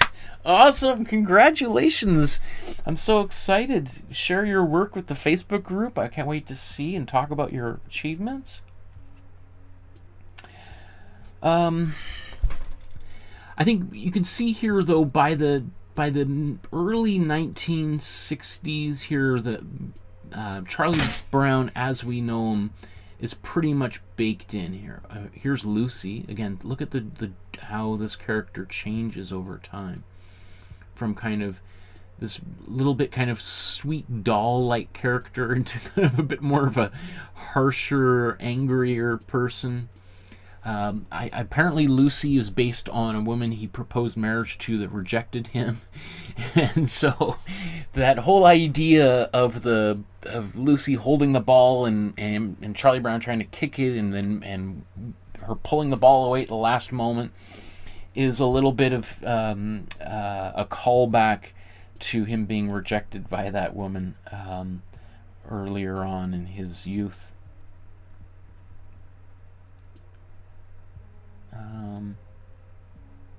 Oh, there's Linus. Linus is Linus the one who's always got the cloud of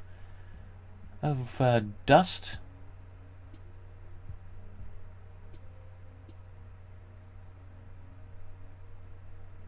But you know, it's interesting just thinking about how the development of these characters, that you know, one might originally imagine that we would start out kind of wild and rough, and then as an artist progresses, that style would become more and more refined as we go. I guess that this is my initial impression, that that's how it would work, and it would become more and more not like just polished, that the style would be, you know. But that's kind of exactly the opposite of how Charlie Brown and his friends developed. They began really polished, and then throughout the years became increasingly more kind of wild and distorted, rougher, more quickly drawn. I think that's, again, partly maybe the demands that were placed on him. Okay, so who's this character? Pigpen. That's who it is. I keep getting all these characters mixed up. Pigpen is the like, what an absurd character, this kid who's walking around with flies and dust and stuff all over him.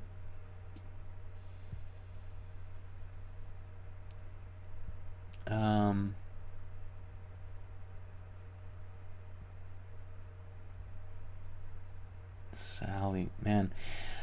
Just watching some of these cartoons over the last couple of days, it is funny. Like, I was thinking, maybe we'll talk about this a little bit tomorrow when we do our episode on a Charlie Brown Christmas. We'll do a whole Christmas featured episode. Is how unlike so much of other sort of children's cartoons the Peanuts universe is. It's very again, melancholy is the word that comes to mind. They're kind of quiet and like not dark,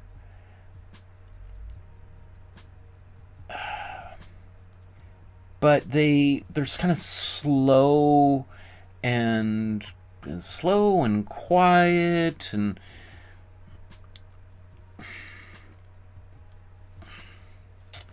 as opposed to, I just think of like the cartoons that are available for my daughter to watch. Everything's loud, flashy.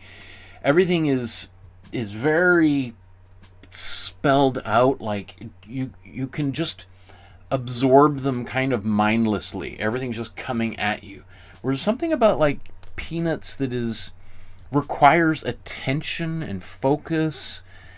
It feels like it's much more nuanced, that we really feel more of the inner lives of these characters feels more intangible, and that they feel themselves that they have less, they're struggling to put words to things, as I think a lot of kids do. I mean, especially speaking of my own daughter, who's non-speaking, and everything just feels big and confusing, unknowable. The whole world just feels like a little bit out of control, and I mean, just think about how, quite famously, the all of the adults in Peanuts speak in kind of a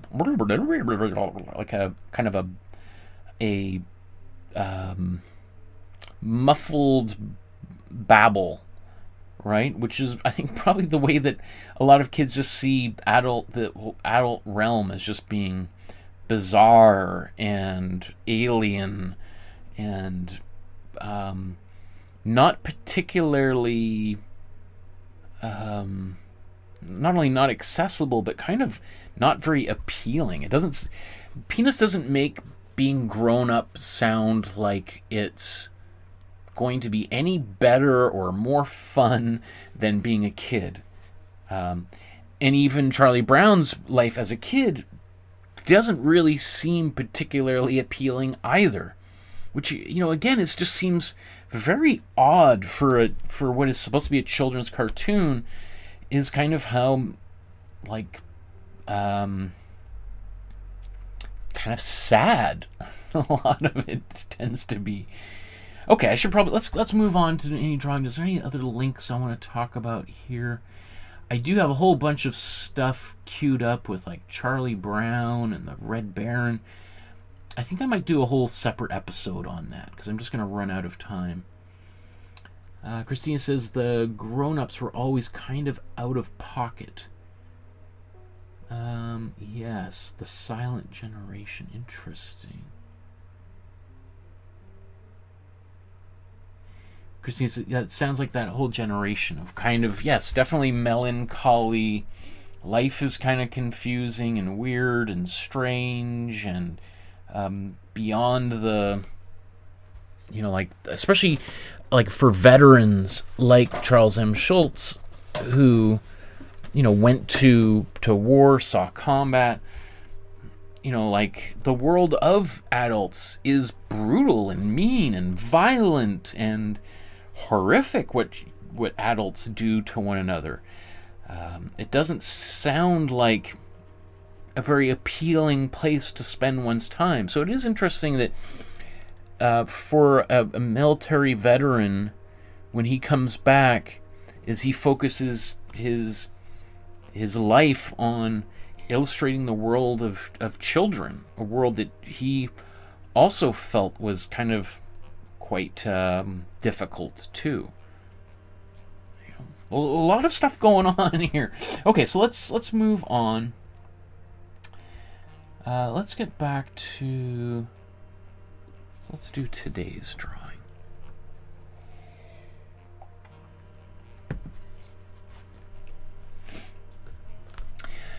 Okay, so now let's turn our attention back to making some artwork. Let's look at today's at creating some artwork. So to get the images I'm about to show on the screen, you can scan the QR code with your phone or enter that web address there. It'll take you to the Dropbox folder where you can download all of this stuff, and you can look at it on your computer. You can print them out if you like. You can print them in black and white or in color. So far we've done, we began here, then we did this one. Now we got 3 more drawings to do, possibly. So this one kind of circa 1960, circa 1970, and circa 1980. Maybe let's just continue to go in kind of semi-chronological order for how these are created. So, let's get our sketchbook prepped up and ready to go. And do I want to do this one in color? I could use pen. A lot of different materials I could use. Do I want to do ink? Maybe let's do one with ink eventually here. I always want to try to think about how many different ways can we make a drawing so that we've got lots of options. So we'll do this next one here with pencil and pen. And then we'll do, and maybe we'll do an image transfer, and then we'll do one with brush. I don't know, we'll figure it out as we go. So, let's start here. So what I'm gonna, yeah, this is a B. Do I have another HB pencil here? HB. Okay. So let's try to sketch this whole thing in So let's start out with a big head for Charlie Brown. All right. Now if we think about like this face, let's just divide it in half for right now. Look at how his body is very off-center. It's kind of like right here.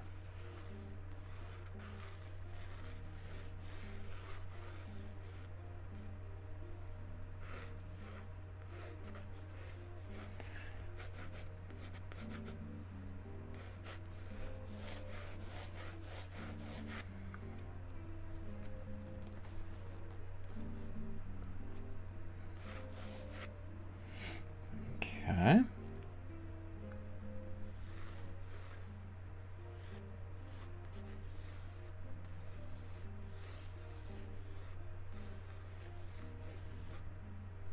This is arms. And then we're going to put Snoopy in his arms here.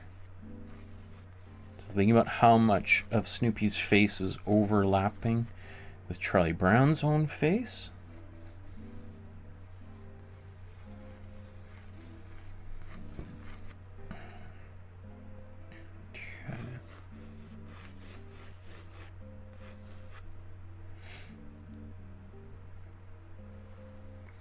Okay, so that's the middle of this head.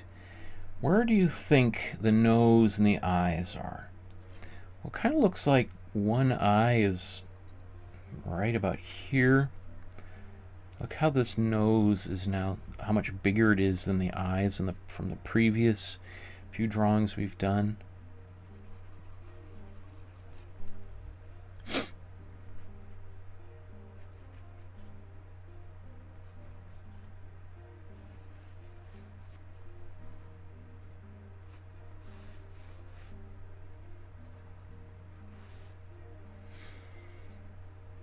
Right, think about now.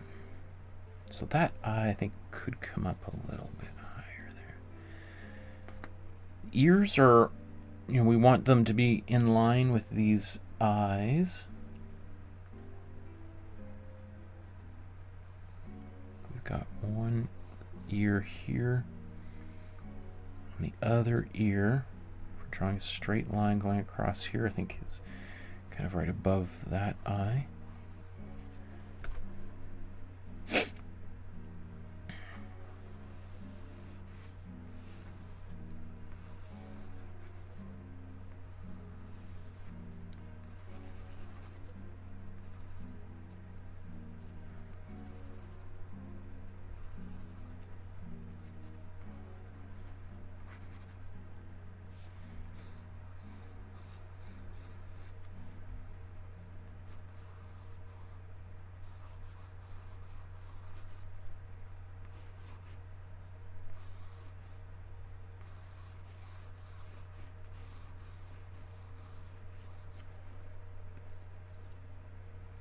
Okay, and so this arm,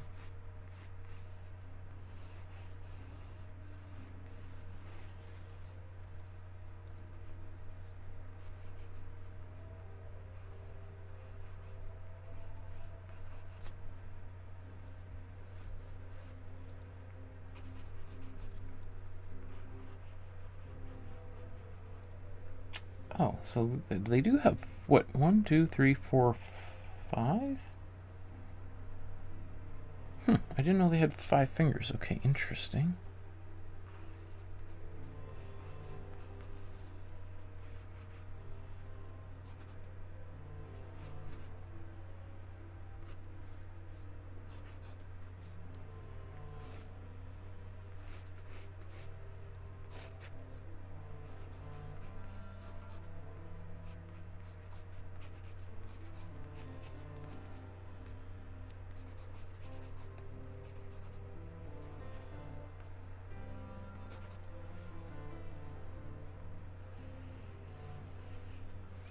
You can see how he's even simplified this, like the shorts just turn into almost like a skirt here. Right, again, that's, remember I talked about kind of the efficiency of line that he creates here. Maybe that leg is a little bit too close.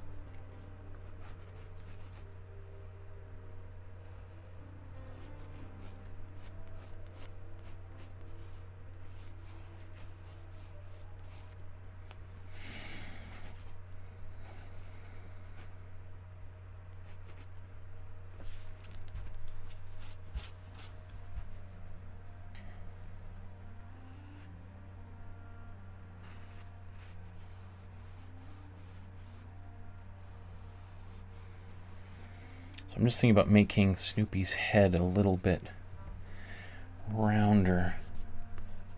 Squishing it in. Is that a bit too high? Okay.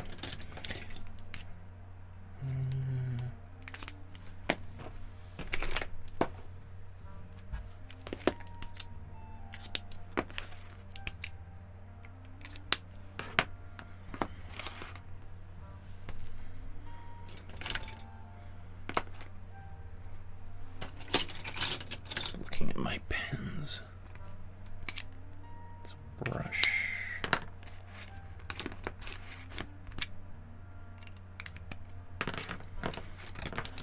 Okay.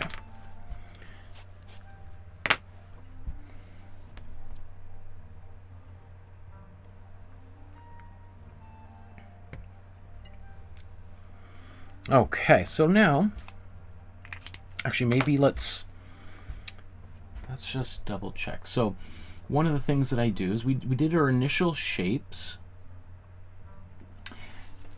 Now what I talk about here is maybe doing a little bit of a scan here to just see how accurate our drawing is and if there is some changes I might want to make. So if I look at this, let's just kind of, you know, make some decisions. I'm looking at, if I hold my pencil, I draw a straight line down.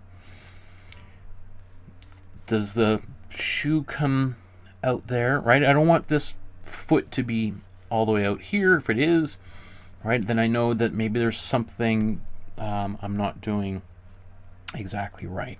So how about I go down this? I'll draw this line. I'm like, ooh, that's interesting. That arm is further out than this foot. So do I want to change anything? Is that a big deal? That this, should this arm be smaller or should these shoes be bigger? I don't know. I mean, potentially these shoes could be a little bit wider. Potentially this arm could come in a little bit closer here.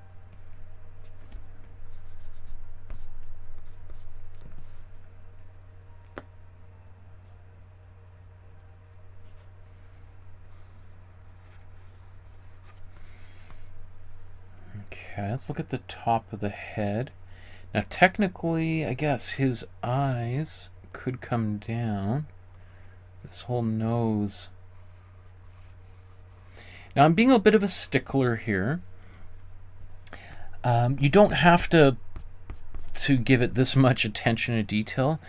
I just want to show, you know, because sometimes people, when they do drawings and they're just like, why does my drawing look so terrible? How come I wasn't able to do it like you? What have I done wrong? So what I'm trying to do here is to show how you might kind of go through the drawing before you start kind of refining it to double check and see, you know, where potential mistakes could be, right? So we're just, before we go to the next step, might be a good idea just to double check some of these things. You know, again, let's say we look at the bottom of Charlie Brown's head. If I do that, Snoopy's head comes down a little bit below that. Oh, I forgot this other paw. I do feel kind of like, I don't know, might be good enough to move on to the next step here.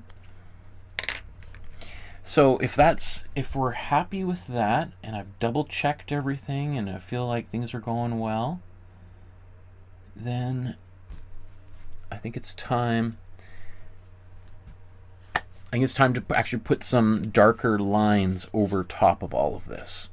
So let's go back to the original and let's bring up, oops. Okay. Now, so far I've been starting with the head. Do I always need to start at the head, or can I go start somewhere else? You know, how about let's start somewhere.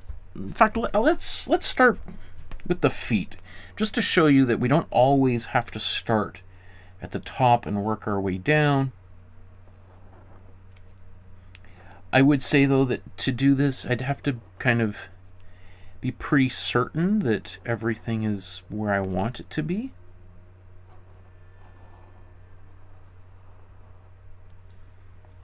But I just want you to know that you're not trapped into your artwork.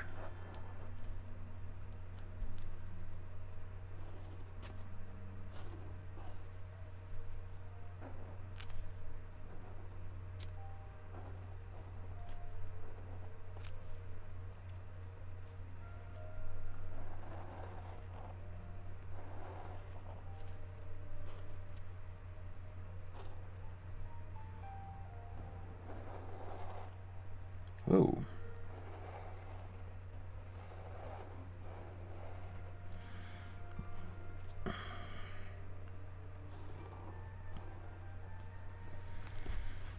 Okay.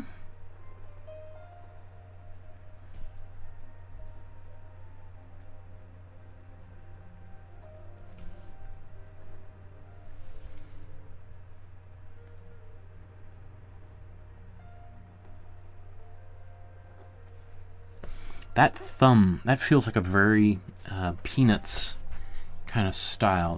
The way that kind of appears there, that's very interesting.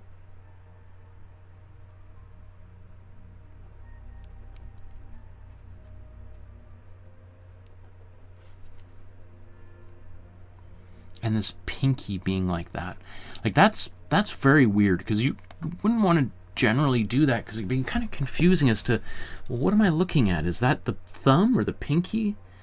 So if I had a student who was doing stuff like that, I'd be like, that's maybe not sure about that. But obviously he pulls it off.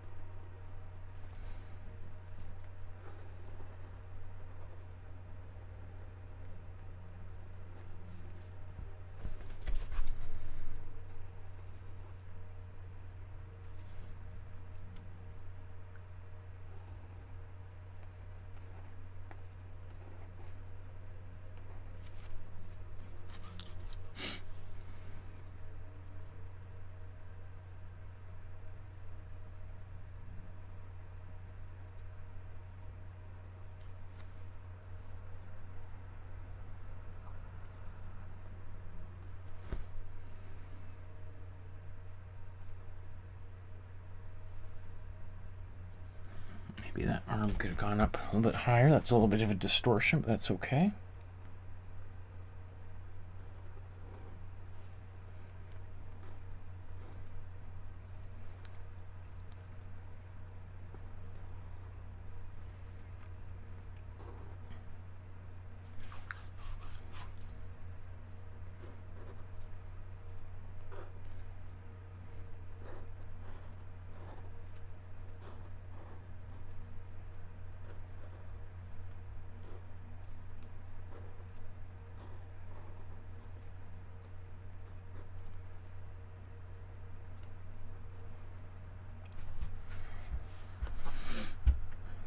Okay, now let's do Charlie Brown here.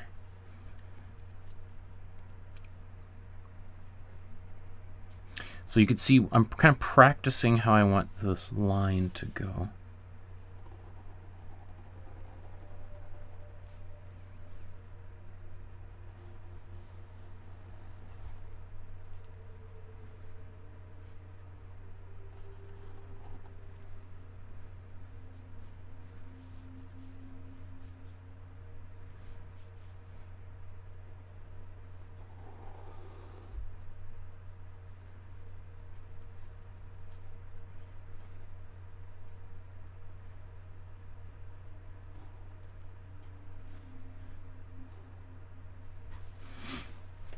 Okay. Now let's come back here with the nose.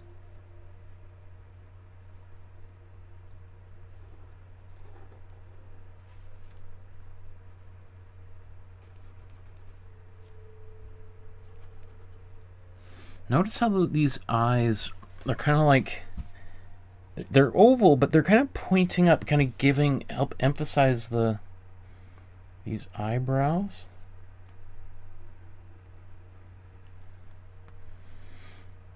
Okay, let's do the nose of Charlie Brown here.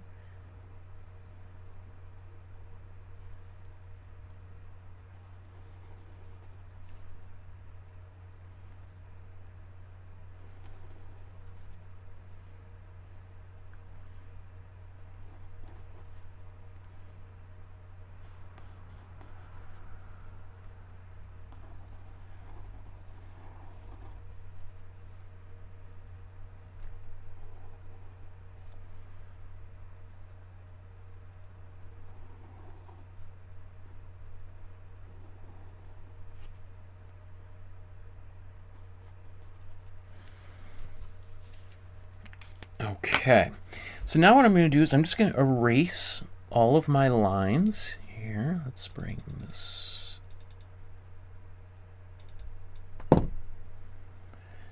back there. Okay.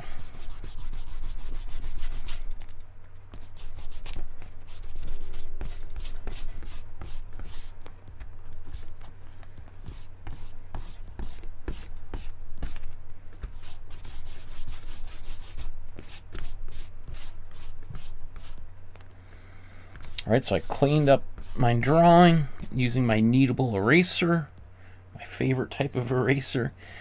And now I can go back over top of my lines. So right now all my lines, they're very thin, but I could use, let's say, a Sharpie to go back over and widen my lines, or I could just use the same pen and widen my lines. So areas where I wasn't super happy, they were a little bit jittery, now I can kind of enlarge or shrink them, move them around. I can't shrink them, but I can reshape them a little bit. So let's do a bit of that.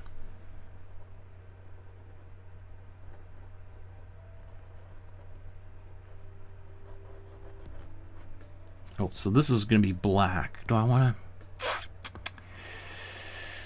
to... Maybe I'll use ink later to do this. So I'm going to turn that, leave that like that.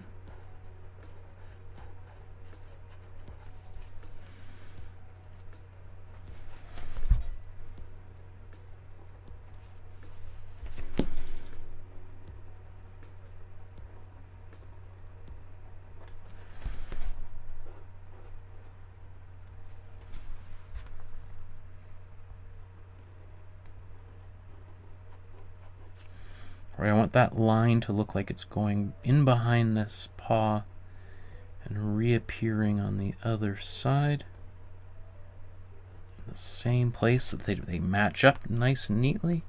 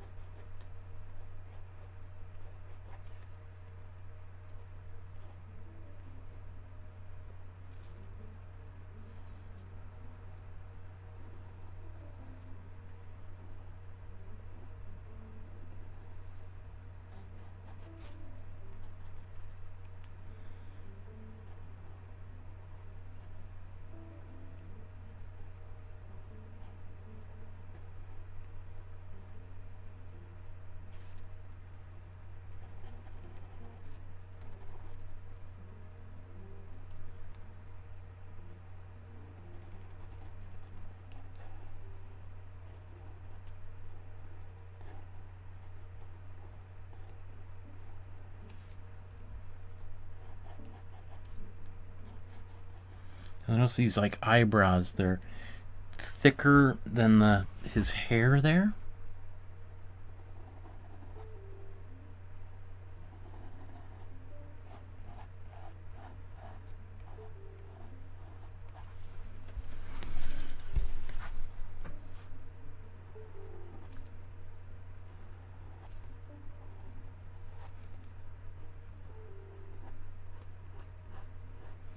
So I didn't like this curve that I drew here, so I'm kind of now reshaping this line as I make it wider. Ah! That tends to happen. That's not so bad, especially on the bottom, because it makes it look like a bit of a shadow, but I would not have wanted it to be that wide, but it is okay. It is what it is, right? What are you going to do? Now, I would just normally turn my sketchbook, but I'm going to try to keep this all upright.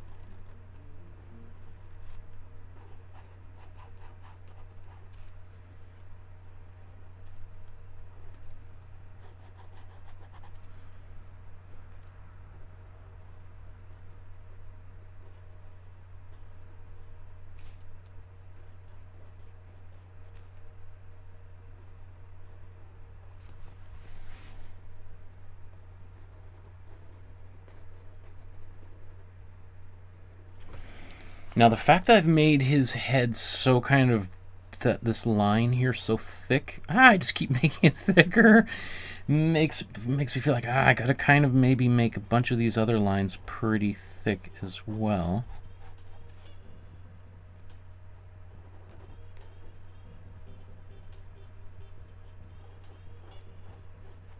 I'm sure somewhere around here I do have a nice big thick pen, but I'm not going to go rummaging around my supplies right now.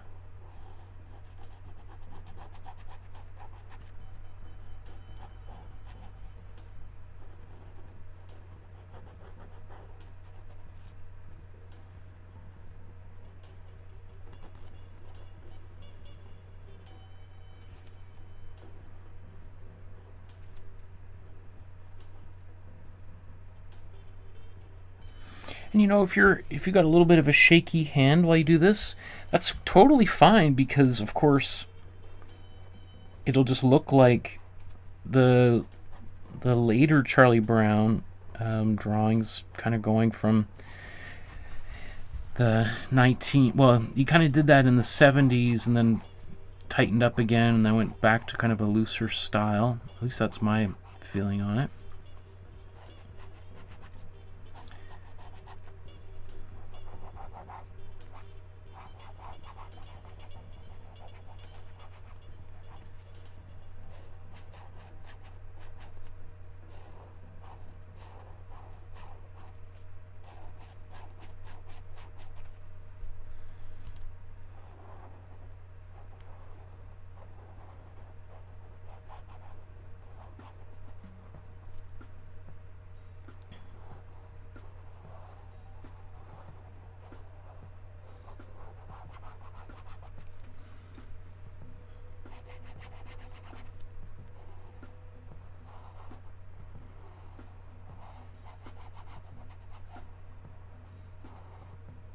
Oops.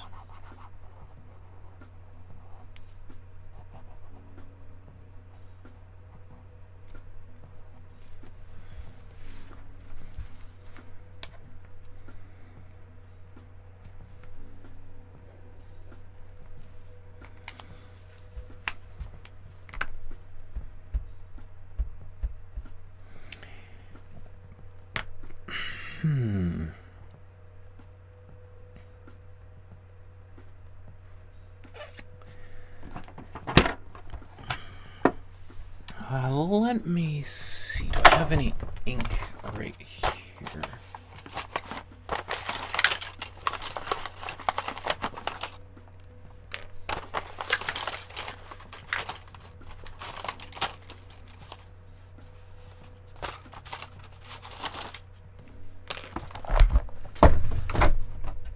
Get some ink.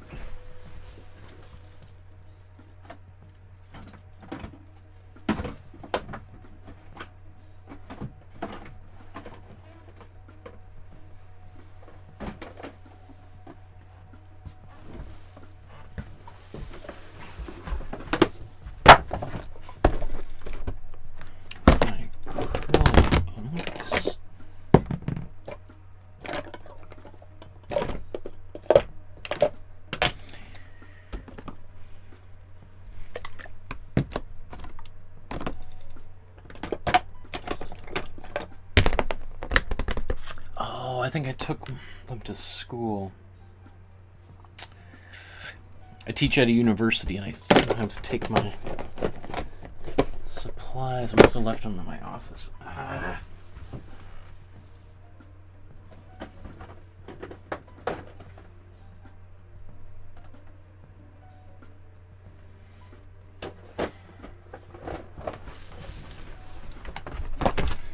Let's see, I do have bigger pens.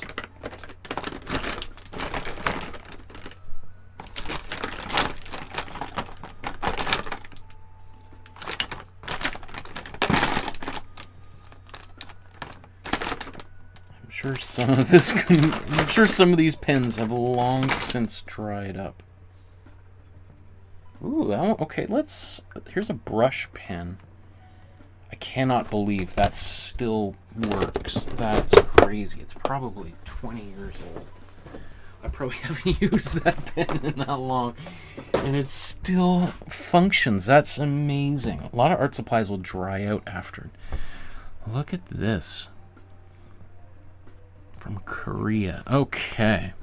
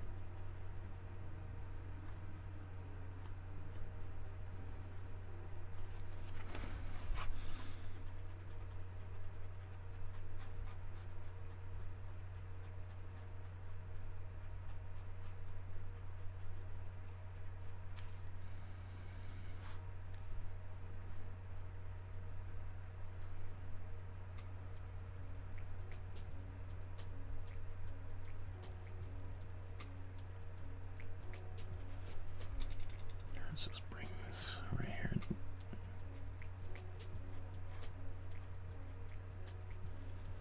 There's that shadow under his chin there.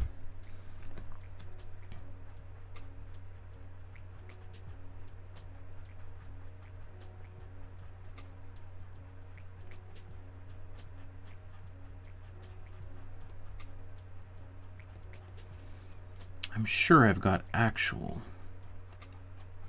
India ink or Chinese calligraphy ink somewhere here.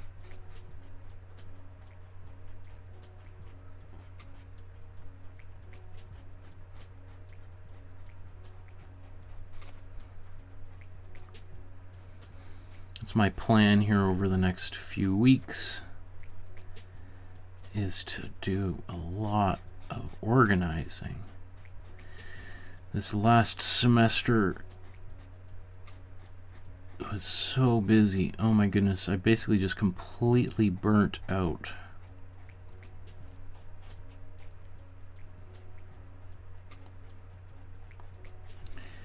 Too many things on my plate.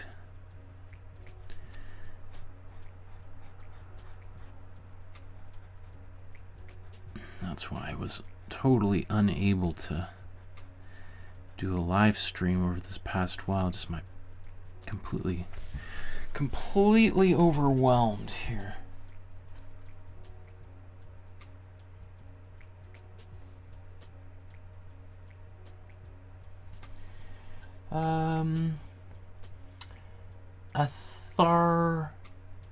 Athar Virtue said, "Hey Michael, you still have the same look. I remember doing this art course on YouTube by you, but abandoning it in between. High time I get back to it, I guess." Yes, absolutely. Christina says, "Wow, I can't find good pens that last longer than a month, let alone 20 years. Tell me about it." The fact that this pen, brush pen, still works. I mean, honestly, it's, well, probably because I was doing a lot of, I think I got this pen, gosh, probably at least 20 years. I was doing drawings and paintings while driving around in my car in Los Angeles. And it wouldn't surprise me if I paid a good penny for this, maybe 50 bucks or something for this pen. It does tend to be that the more you spend on art supplies, the higher quality you get. I mean, I guess that's like that for everything, but yeah, I am kind of boggled that this is still working so well. Okay, I think that might be good enough for this particular drawing. I feel pretty happy with it. All right. I was contemplating, do I want to color it or just leave it black and white? I might leave this one black and white. Do I want to color it? The next drawing, I think I would have to... I want to use colored pencils or watercolor or ink. I could use ink. Let's let that dry for a second. Although, you know what? I could use my hair dryer that I use for painting here. Give me 1 second.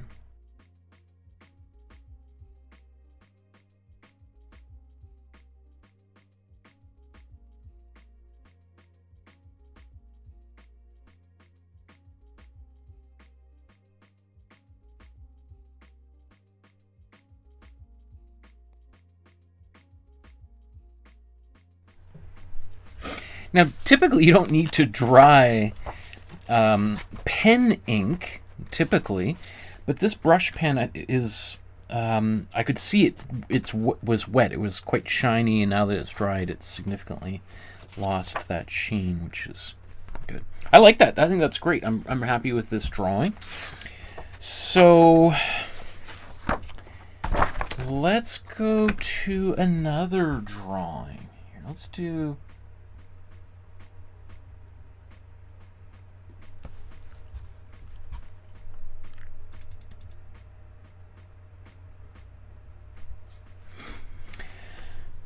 So let's do a second drawing, and we're going to... I'm trying to think of a different way I could approach this.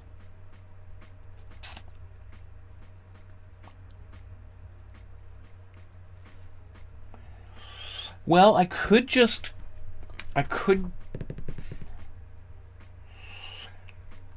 I was thinking about just drawing it just directly, just going wild, just drawing this directly onto the page without sketching it out.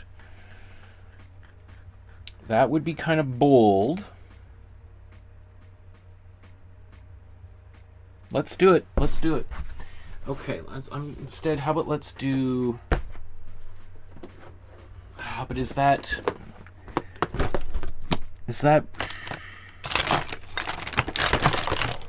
helpful for anybody to see that happen? Is there anything?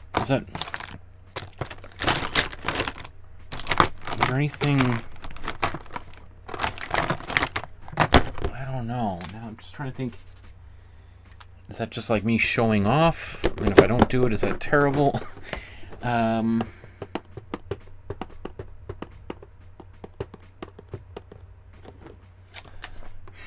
Or should I use a different method?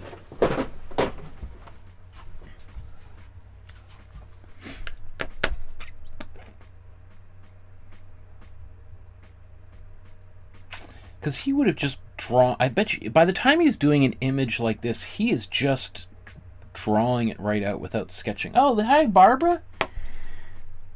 Good to see you. Nice to see you, Barbara. Yes, the commissions you did, as Christina says, awesome. You are rocking it. I'm so proud of you. I haven't really looked at the Facebook group very closely over the past few months, but I did see that thing you posted recently. That's incredible. Okay, how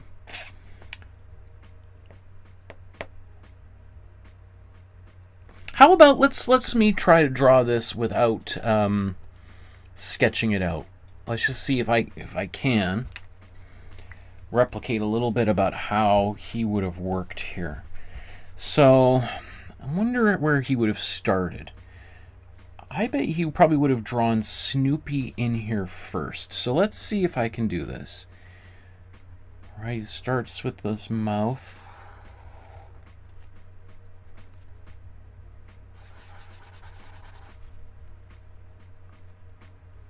And now we're going to come all the way up into here, right?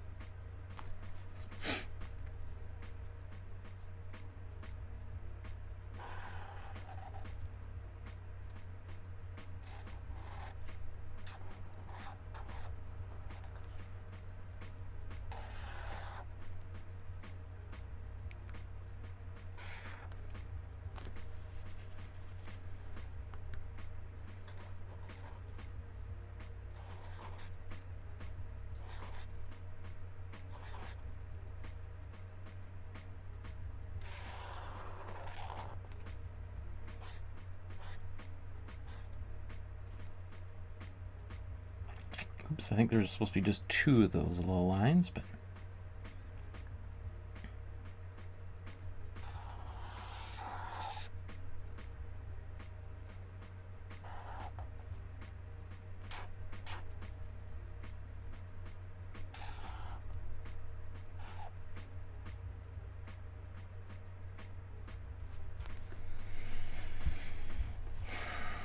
okay, I think I need to draw the head now.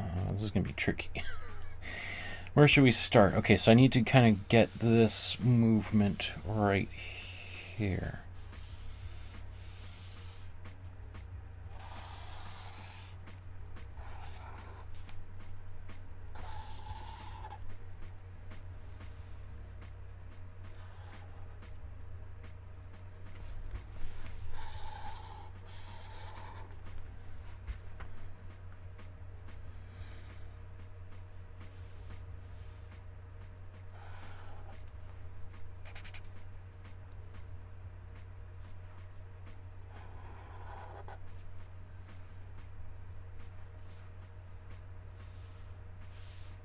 So I'm looking at these eyes.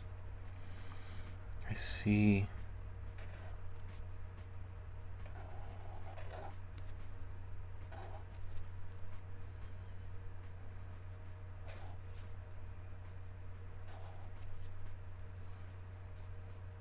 And what is going on with this hair here? What am I looking at?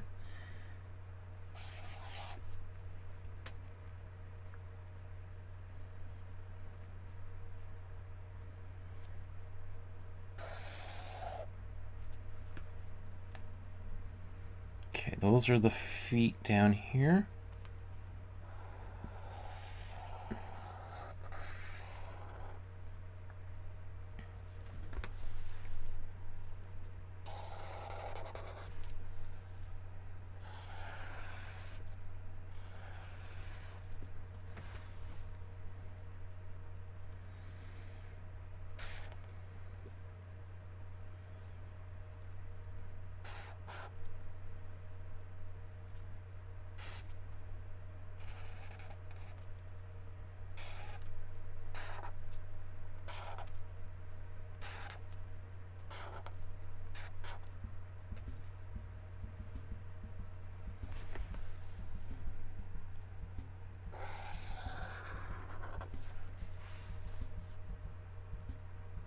Looks like this is maybe a knee or something here. I'm not sure.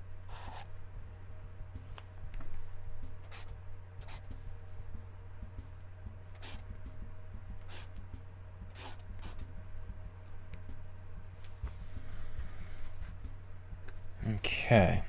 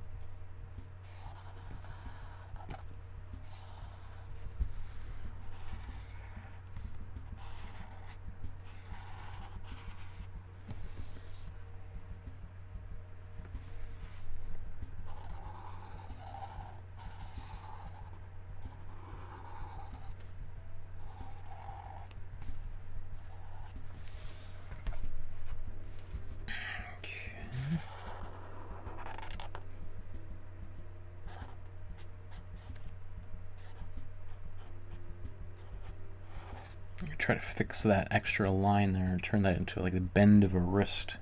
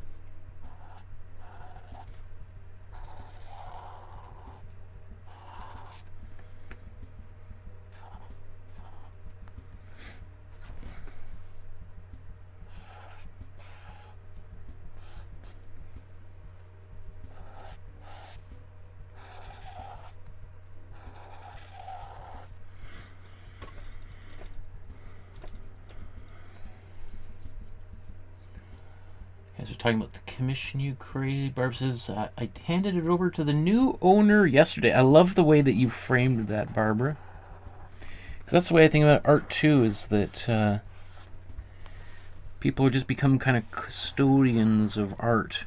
A collector is just somebody who takes care of it for a little while and then passes it on to somebody else.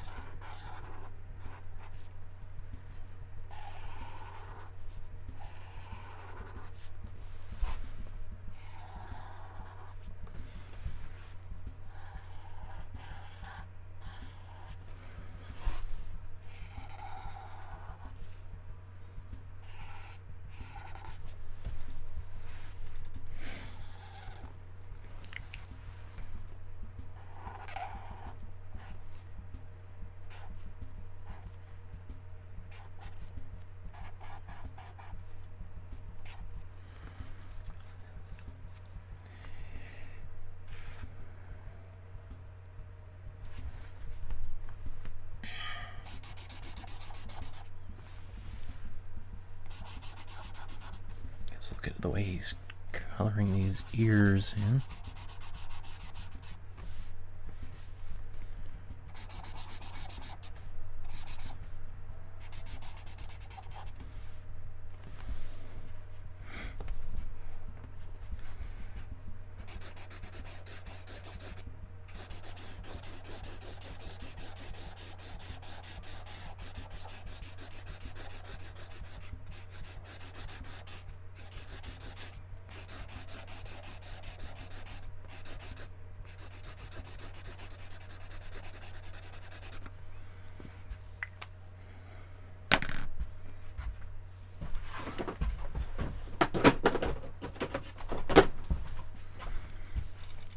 Big Sharpie. I like using this thing once in a while.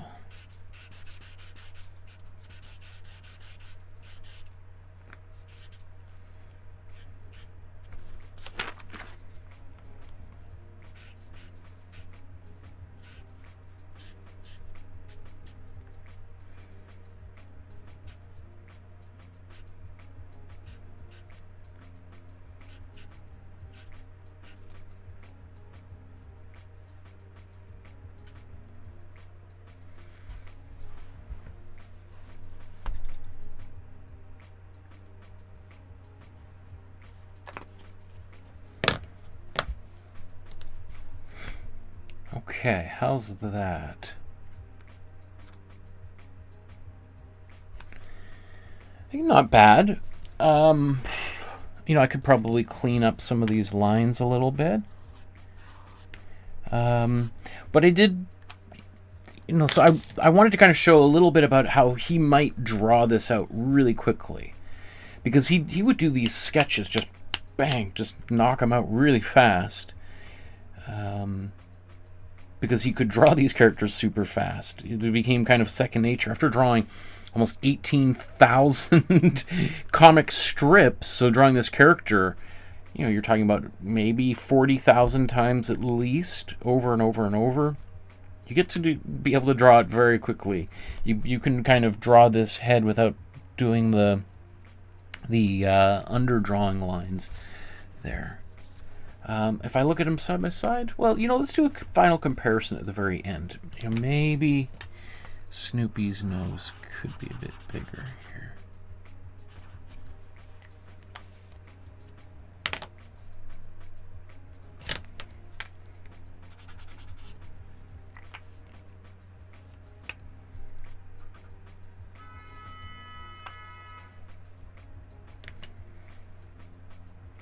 Okay, excellent. So let's move on to another one here. We'll do our final one.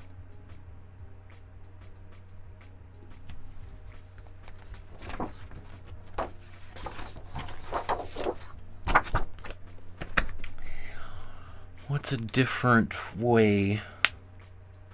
I'll use ink for this one. Let's do this one purely with ink.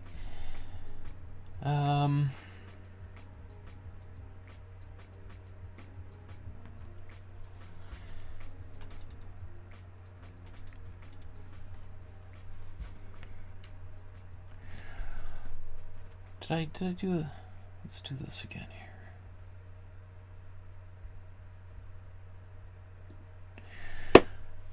Okay, so let's move on. I guess it'll be our fifth and final drawing of the day. We're going to now just do one more drawing from the circa 1980s of Charlie Brown and Snoopy. I think this one I'm going to do... I'll do an underdrawing with pencil, and then I'm going to just use ink to paint it in. So let's sketch it out quickly. I'm going to use a HB pencil here.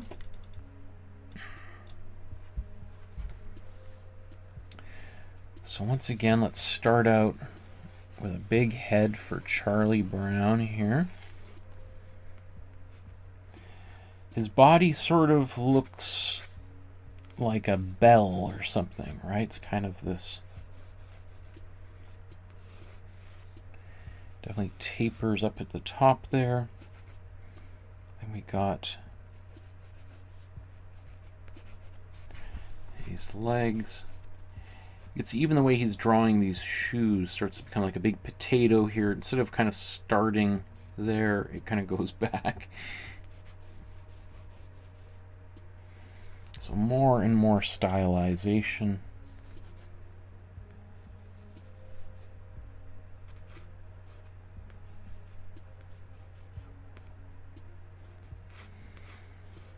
Okay, Snoopy's head here. You can see also, look how the shape of this head has changed from kind of having this big lump up here to just being almost one, you know, the oval shape.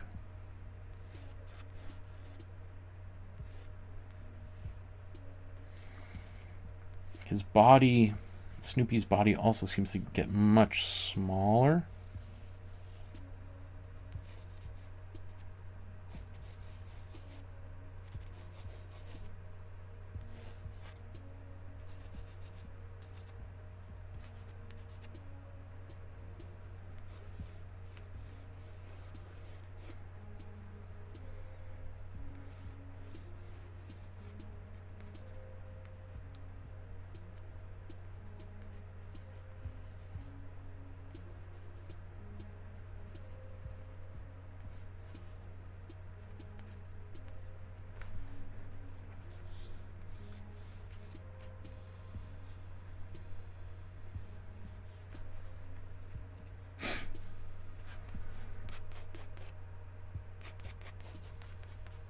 Oops, none of that's on camera. Great.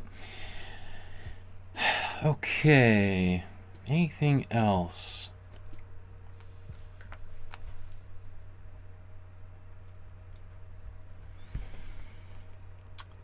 Stephanie says, hello, I'm coming in late tonight, super tired, just going to relax and watch less, and happy holidays. I did Michael's drawing course in 2023. It changed my life. I can't thank Michael enough for sharing his skill and knowledge for free. Oh, Barbara, that's sweet. Oh, sorry, there's Stephanie and Barbara. Those. Kale's Bagel says, well, I can tell you put so much effort into it. The pig painting was gorgeous too. The yellow and... Oh, sorry. I didn't see there's a whole conversation going on here. Wow.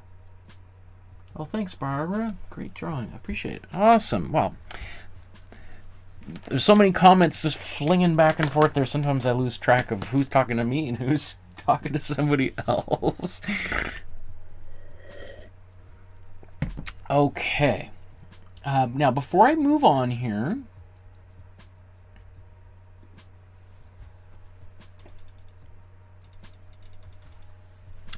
So before I start inking my drawing, I'm just going to do a double check. Make sure my lines are in roughly the right place, because once I start inking this, there's no going back, right? So I want to just double check. Do I have things roughly where they should go, or do things need to change? So let's bring the picture up again, and let's bring my version, my initial sketch, and let's do a little look. Okay, so let's say I just hold my pencil, kind of put it right in the middle of the face. And if I did that here, if I draw a straight line down, I think that's about right. I'm just looking at kind of the spacing where the legs are. I think that's pretty close. The same thing, I do that, right? Snoopy's ears, there's a little bit of room. It could be a little bit closer here. How about where Charlie Brown's nose is? If that's the middle, if this is that's about the middle of the face. Yeah, you know what? I was gonna say maybe it's a little bit on the high side, but I think it could go down a little bit.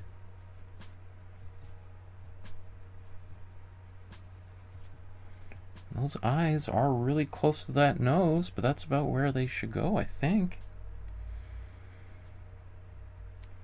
These ears.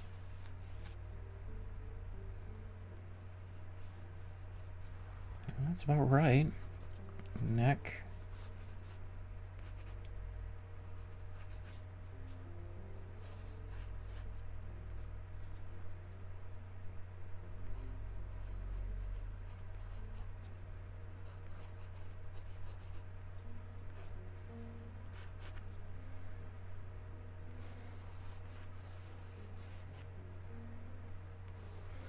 Oh, interesting. The way that he's drawing the ear, I didn't even notice that. Now it's different.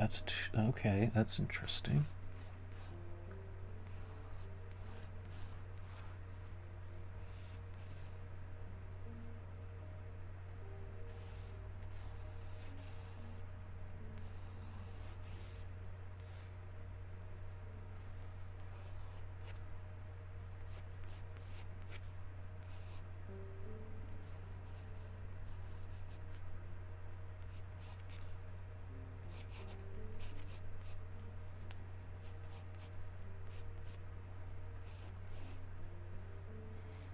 Oh, and there's the other ear in behind. I like that.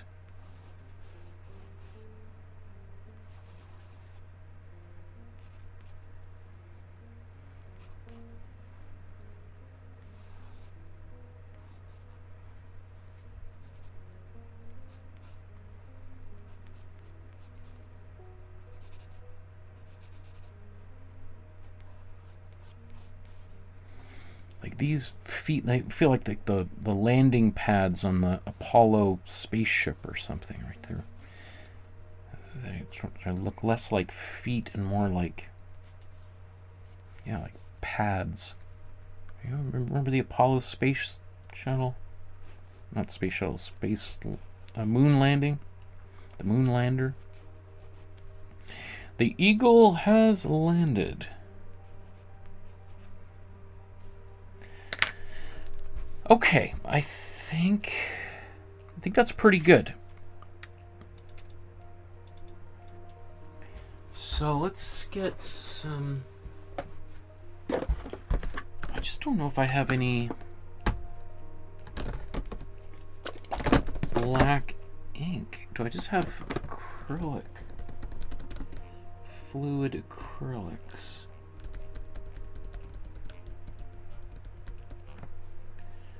I haven't painted with fluid acrylics in a long time, so maybe let's do that.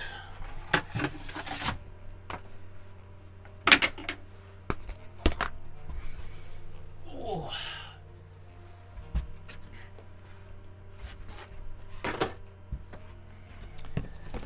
So I need a blue. Oh, I don't know if I want to do the whole sky.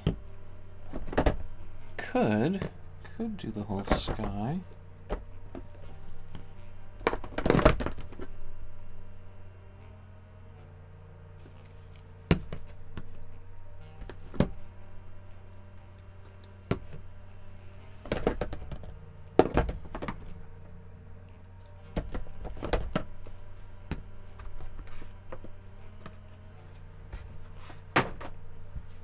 Okay.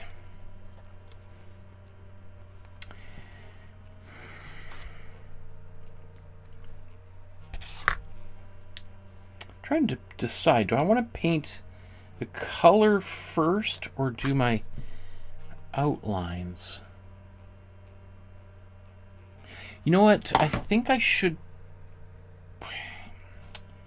paint my outlines. I'm a little worried how well this is going to... I'll be able to erase. So let's try to... I'm going to erase a little bit of my lines right now, just gently.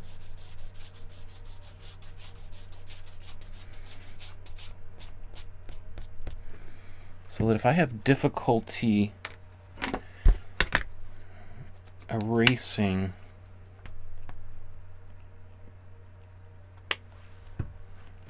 okay.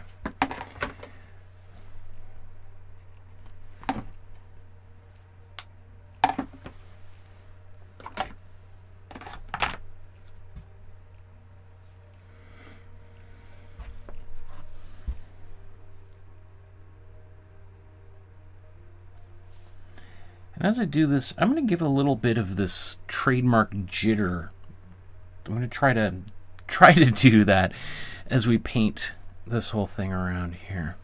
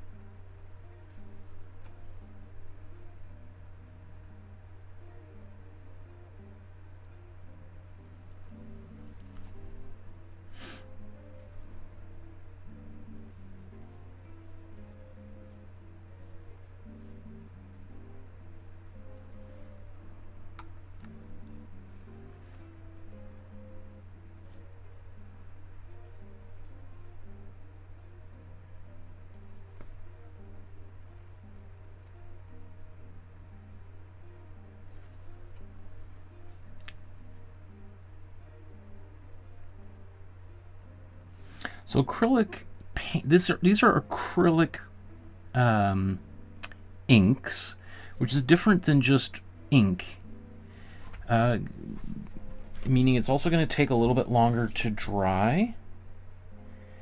So just be careful about painting and then getting your wrist right on, on top of the image. It's kind of why I'm also starting from top to bottom. That way there's less likelihood that my hand is getting on top of the artwork here.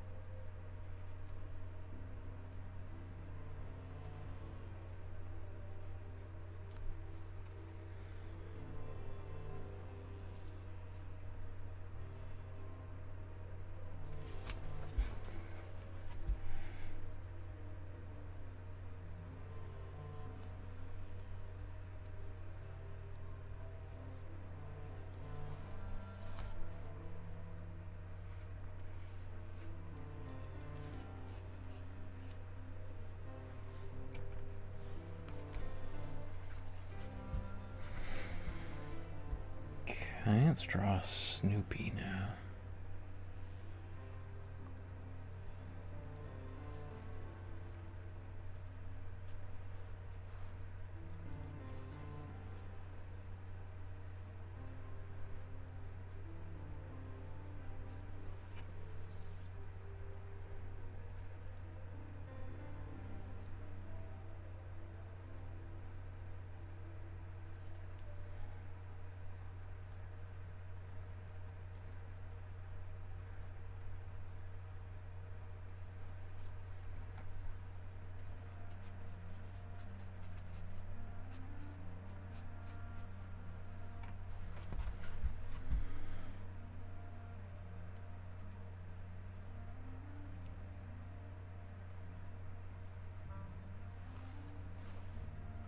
I think I'm gonna... Well, it's gonna move Snoopy's body up a little bit, but you know what? I think it's gonna be fine.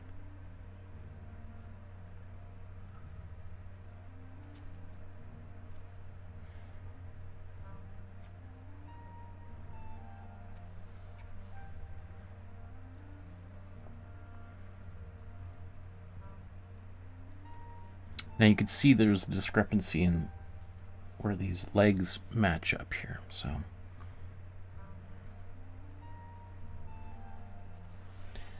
Not exactly sure how that happened.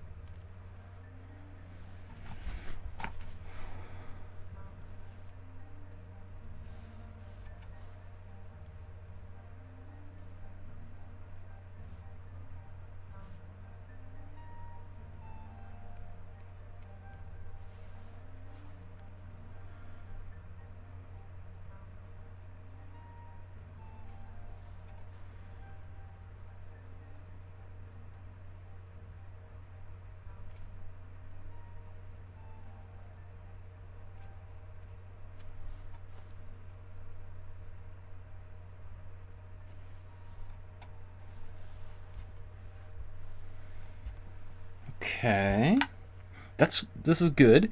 One thing is it's all very, I can see shiny areas where it's quite wet, so I'm just gonna blow dry this in hopes of that'll make it easier. That way when I reach over I don't have to worry about getting paint on my hand and smudging it.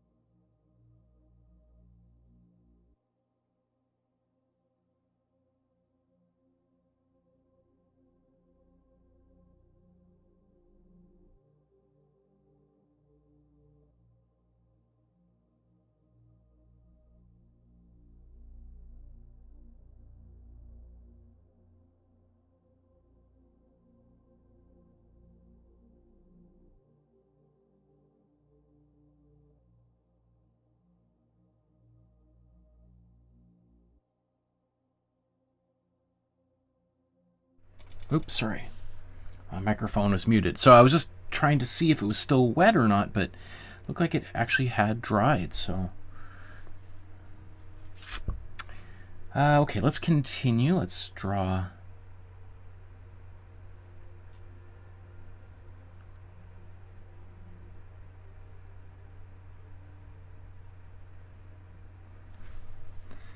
Charlie Brown's nose there.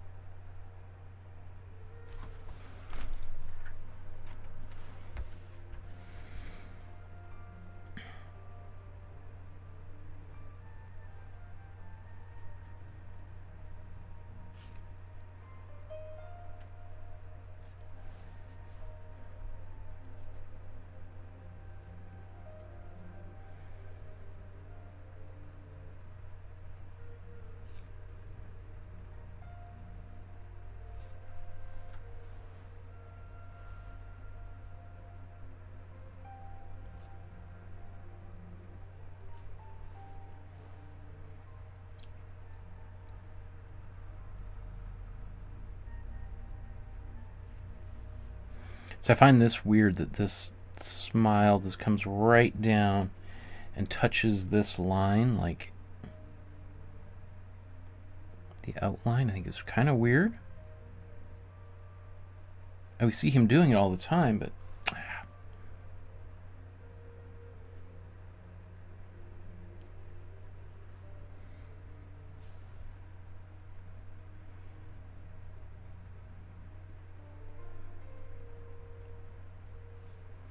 okay, so I'm gonna blow dry this again. I'm gonna try to erase some lines.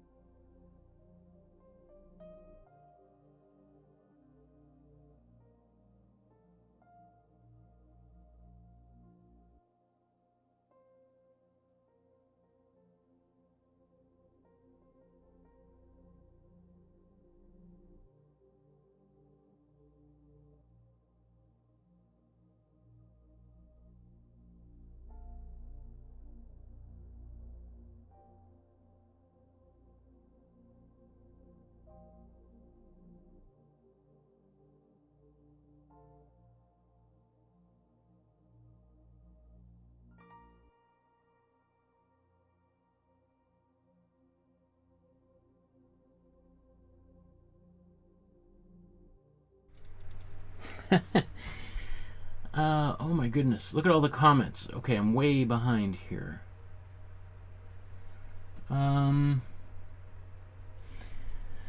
Christina says, I got a Faber-Castell kneadable eraser. It's not quite expected. It's kind of hard to really get a good erasing out. I find I always go back to my old school little pink eraser. You could.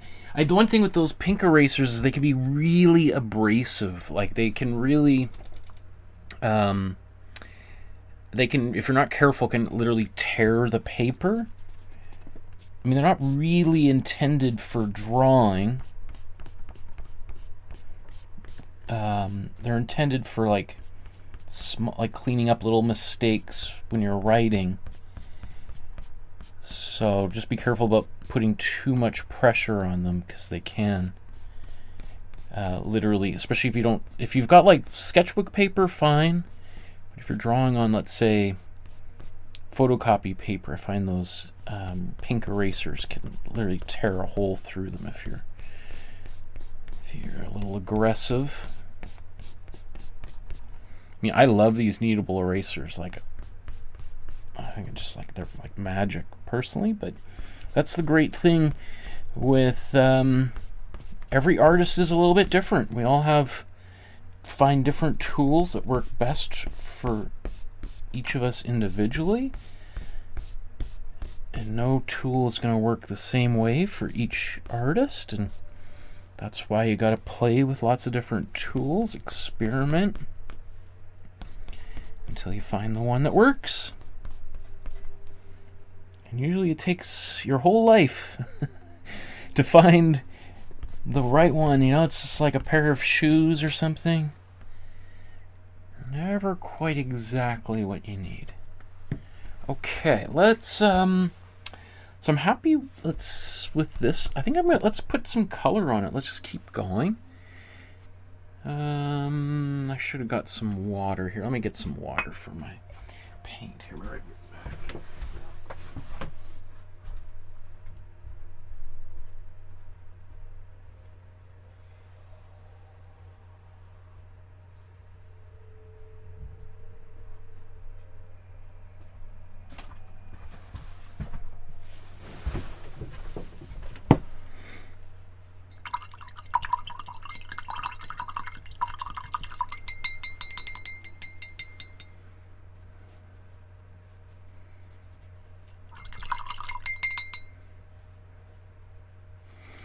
Makes me happy to use art supplies I haven't used in a long time. Okay. So the reason if I want to put colors over top of this, I want to make sure I've erased anything, because once the paint goes over top of my pencil marks, I'll probably never be able to get them out.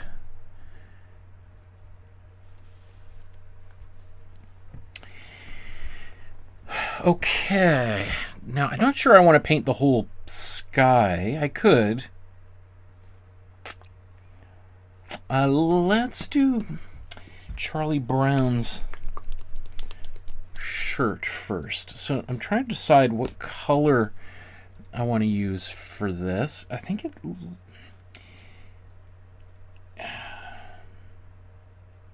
could be. Is it more of a lemon yellow? I think it's kind of a little bit in between these colors.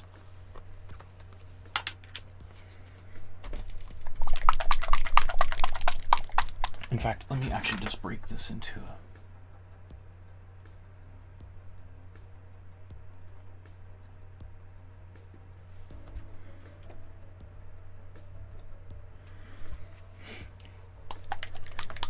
Okay.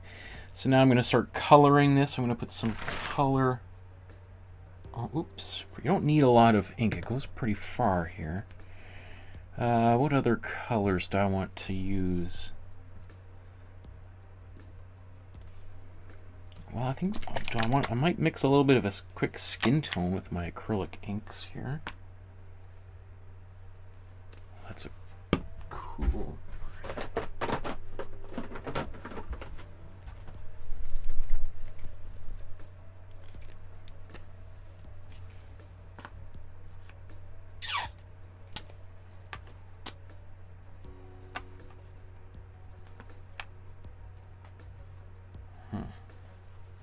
This one started to dry up. It's been a while.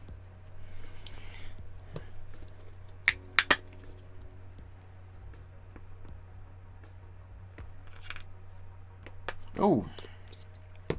Oh my goodness. Let's decide on the teal if I want to put that in later.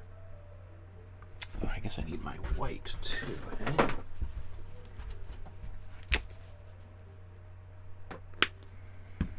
Well, let's paint the shirt first. Okay. So I just put some acrylic inks on my palette here. I'm just going to take my warm yellow.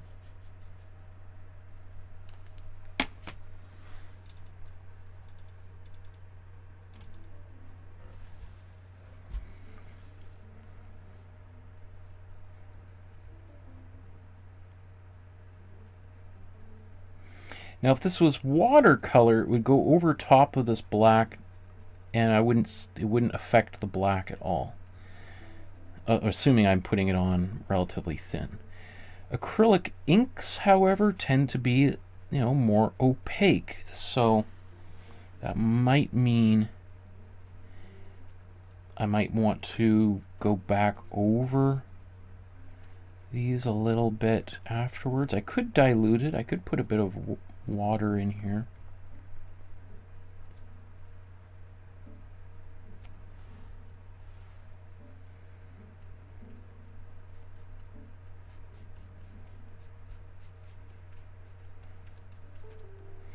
I'm trying to paint it a little bit like the way that he inks, like with little gaps between colors and things.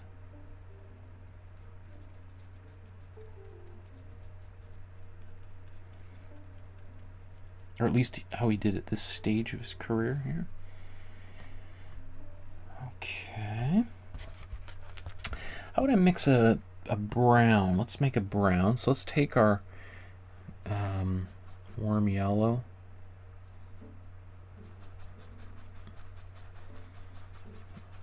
Warm red.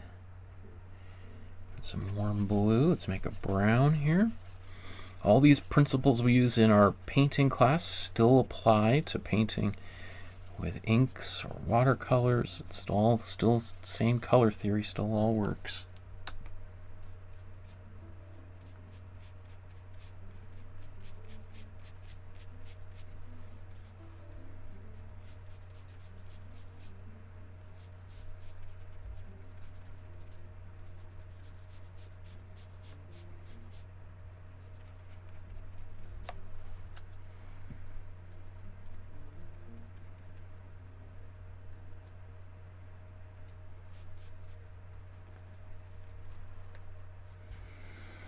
All right, so I'm deliberately not painting the whole thing in completely clean. I'm kind of making it a bit on the rough side. Okay, let's do the skin tone. So I'm going to take my white. Actually, I'm going to clean most of this paint off my brush. I don't know if I need to clean it in the water, just rub as much off. Let's just mix.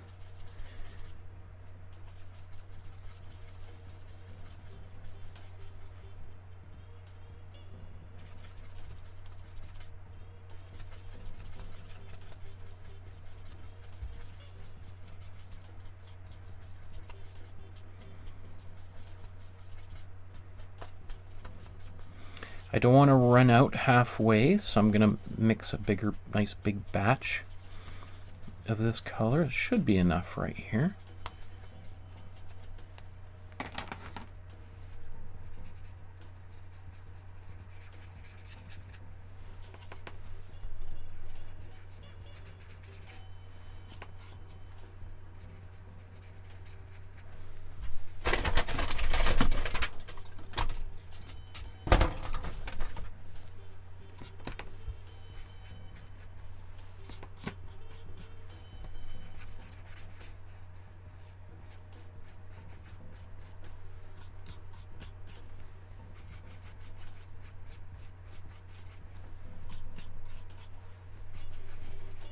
Wow, I am just barely going to have enough paint here. I mean, obviously I could mix more, but running out halfway through would be... I'd have to remix that color.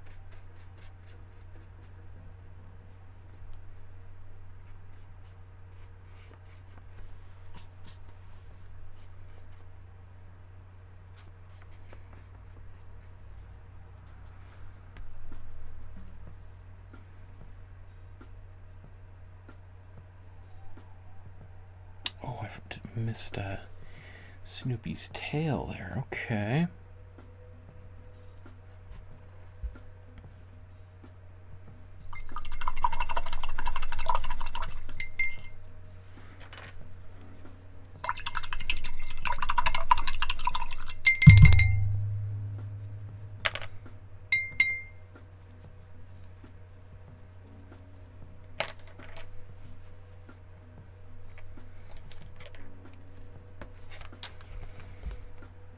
I'm going to get a bit of water on my brush to do this blue. I don't want it to be quite so dark.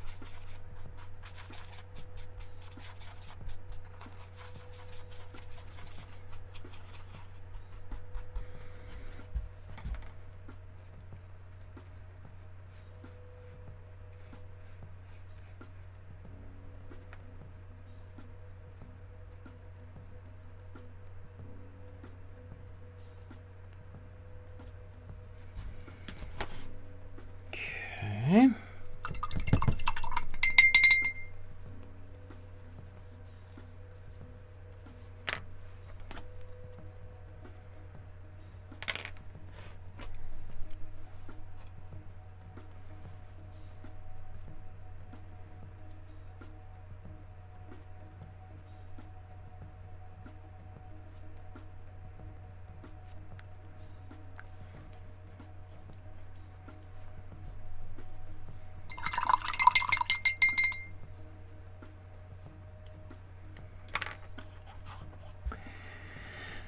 Okay, I don't want to use this. It's not quite the same color as the sky. It's got a little bit, it's kind of maybe a combination of teal, my cyan. So maybe let's, I could mix a bit of these two together.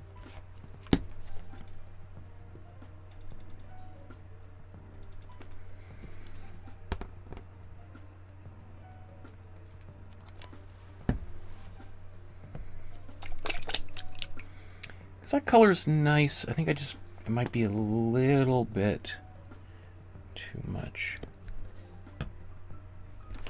Let's see.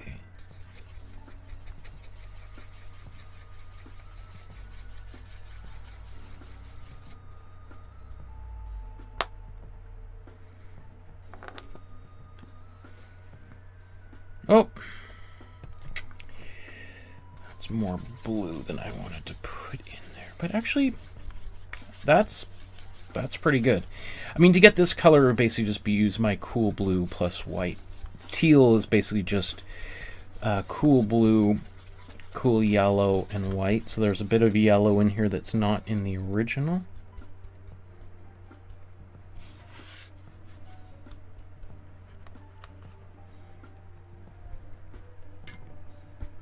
Just adding a bit of water in here to hopefully make this go very far.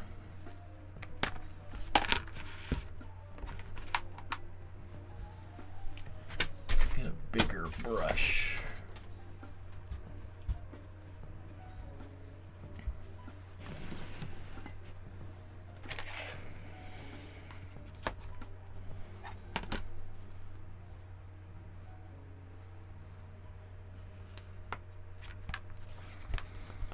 I'm going to get more water, soak this brush up. That's going to then fully incorporate all that water in here. The one thing about putting water in here is it might make this paint get a little bit more on the streaky side of things. It does make me worry a little bit.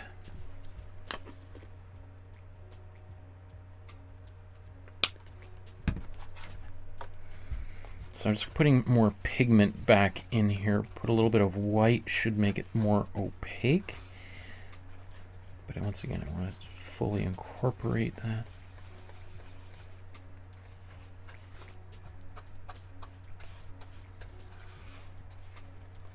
I don't know if you can see how the pigment's not fully incorporated, so there's some lighter and darker areas.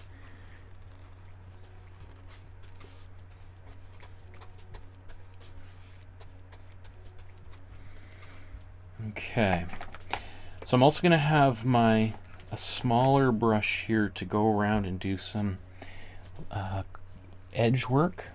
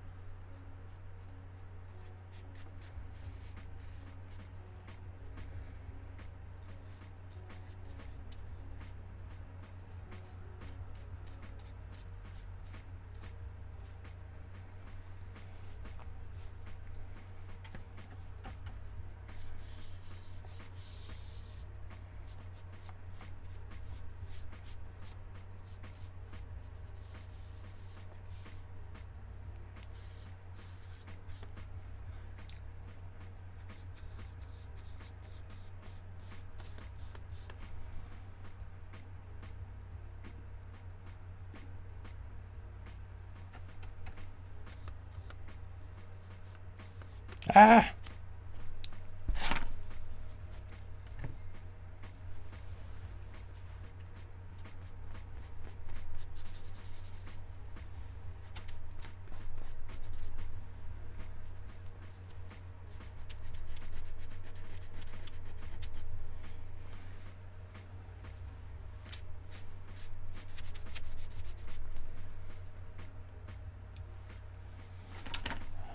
I was thinking to myself, it's flicking little bits of color everywhere. I hope I don't get any on the... Oh, I got it on the face.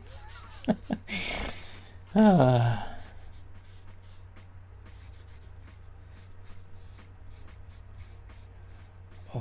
his legs. I gotta put some color for the skin down there too, eh?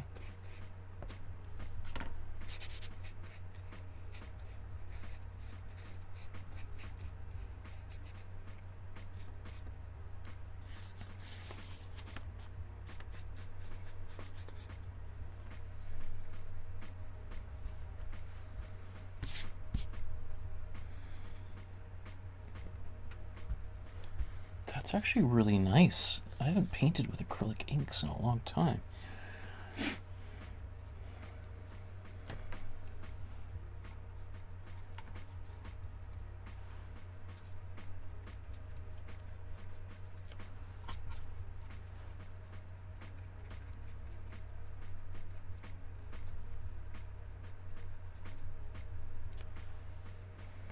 I knew when I was painting that skin tone, I'm like, I feel like I'm missing something. And so that's why sometimes, you know, I don't even realize what I'm missing until I'm a little bit further down the line here.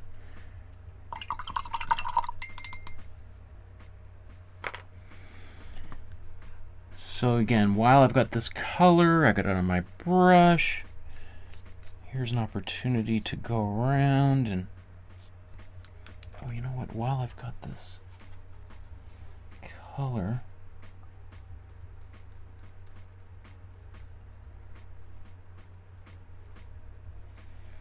let's see if I can paint that out.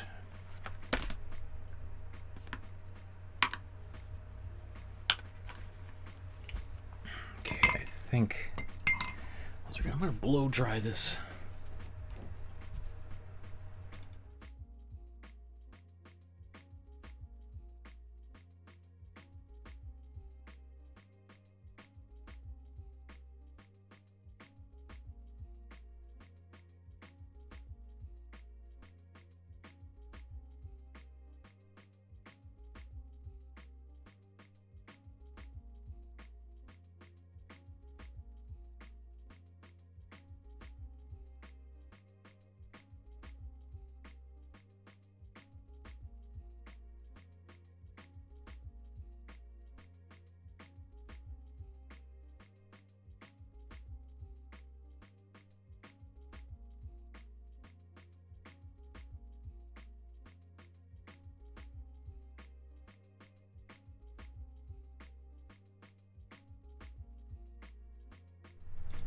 Okay, let's get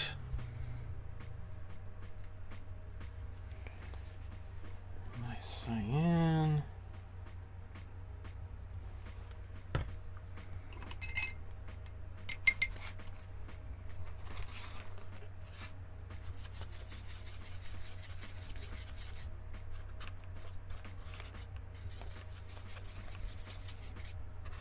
This is my warm yellow, so it's not going to be quite as radiant as if I'd use my cool lemon yellow, but not bad.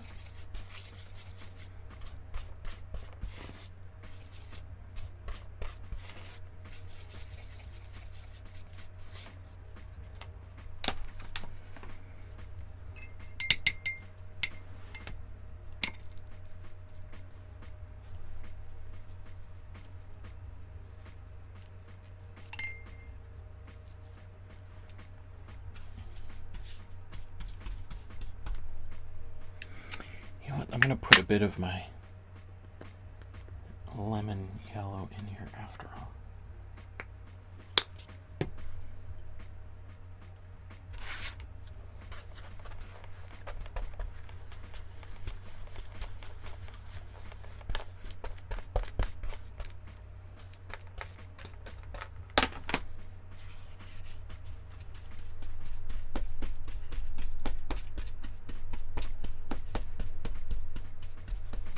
Just making sure the color that's on my smaller brush is the same color that's on my big brush.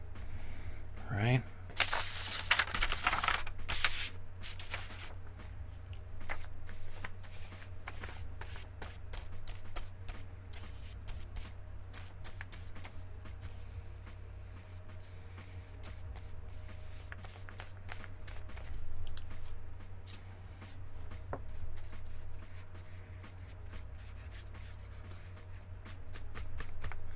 You know, as I think about it, it makes me aware that part of the reason that, you know, the way that he kind of colors is it has almost like a childlike kind of quality, like kids' drawings, kind of being a little bit messy and more spontaneous, less kind of overworked and overthought. Like little kids aren't questioning if they're doing it right, they just do it.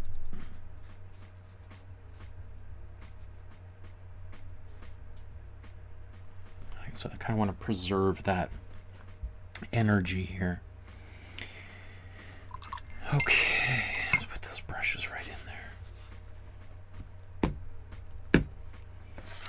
I'm going to blow dry that one more time, and then I'm just going to go back over and ink with black the areas that need to be darkened, and then we'll be all done.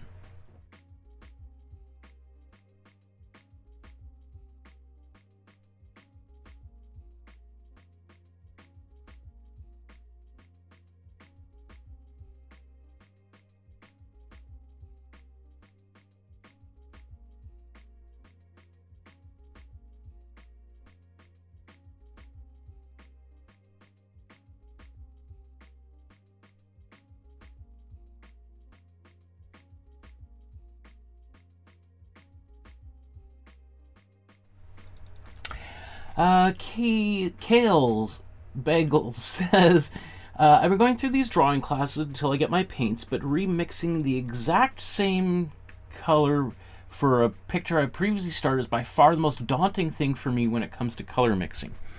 That's true. And in fact, it's pretty much impossible to remix the exact same color a second time. It's like, what would be the analogy for that? It would be like putting the exact same amount of grains of sand into a jar twice, right? I mean, you can get pretty close. You can put it up top and skim it, and you're out like, oh, looks... But they're not going to be exactly the same. They're going to be a little bit different. And I think if you understand that it's impossible to do twice, then you can be a little bit more forgiving to yourself when you're not able to get it exactly the same the second time. You can do a pretty reasonable good job, but focusing on making it perfect is is setting yourself up for disaster. So just accept that you won't get it perfect. Do your best.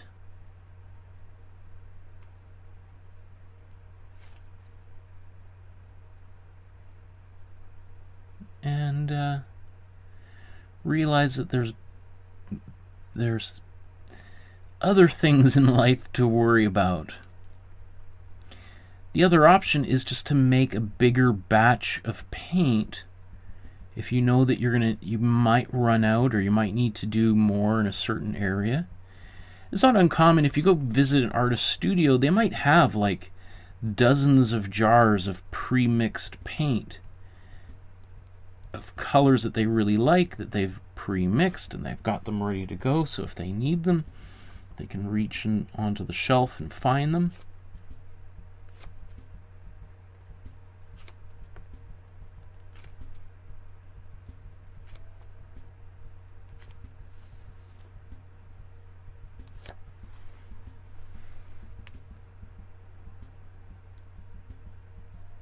But I think art should be kind of an opportunity to play and have fun. So I wouldn't, I feel kind of like you don't want to turn art into like this painful, frustrating, anxious, anxiety-inducing kind of thing. Right? It's like, how can I keep this as a fun activity that brings me joy rather than contributes more stress to my life? So as I say, if you're really worried about it, make a bigger batch. Maybe do it every single time. I mean, it's going to cost a little bit of money because you might end up having lots of paints that you mix and don't use. But that might be worth it for the peace of mind, right? You might want to go and buy or order some airtight jars, containers that you can put paint in. Like, they can be little small ones. They sell them on Amazon or eBay for like makeup, because often makeup artists might mix, like if they're doing like prosthetics in the film industry, colors that they're going to use over and over again.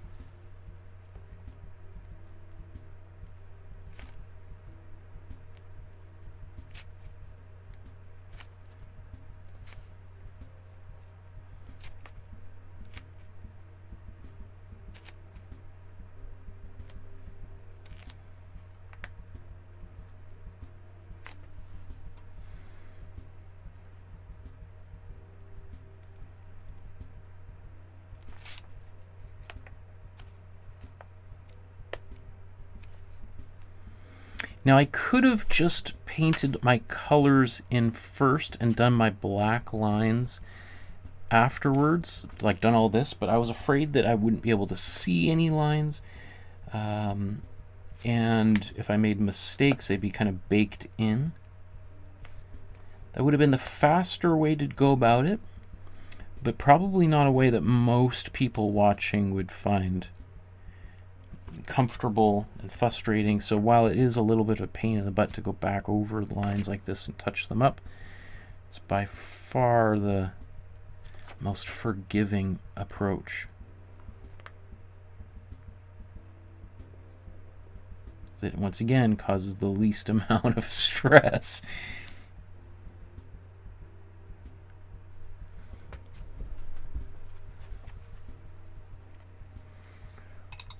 This really makes me think of the theme song. Dun, dun, dun, dun, dun, dun, dun, dun, dun, dun. Okay, let's blow dry one more time.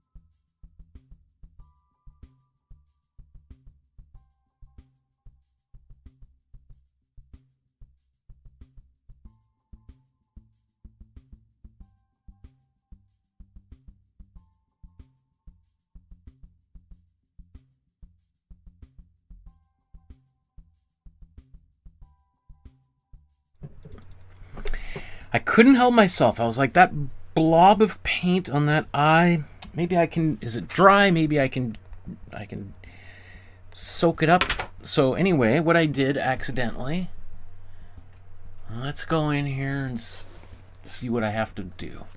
All right, I made this blob here. I could try to repair it by mixing my skin tone, which I've run out of, or I could just expand these eyes. The easiest thing is to make those eyes a little bit bigger. Makes it a little bit different than the original. But that's the much easier solution than trying to kind of repair it. You know, I'm glad that it's just right there, not right in the middle of the cheek or something. That would be another level of frustration, but that's good. Okay, let's blow dry that one more time.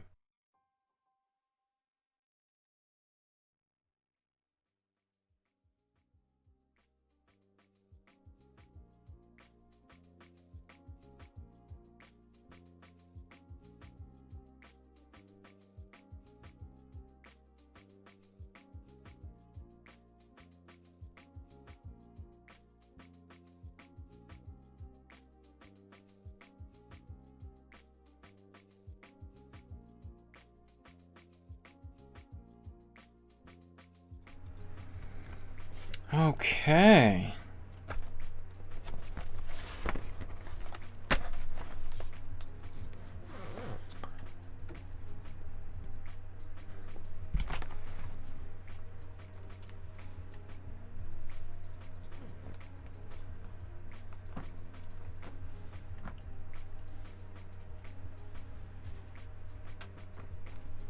So,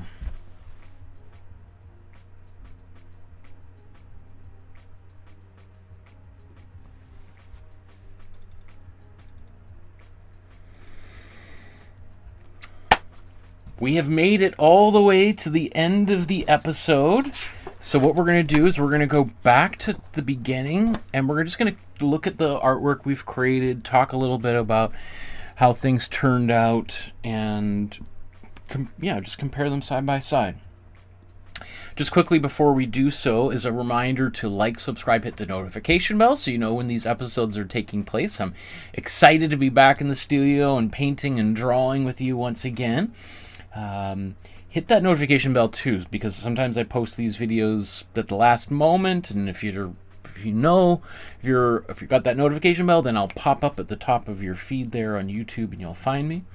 If you want to support the channel with $1 or $2 or $5 million, I will graciously accept your donation of $5 million. I promise you, I won't humiliate you by turning it down. You can scan the QR code there, enter in the web address there.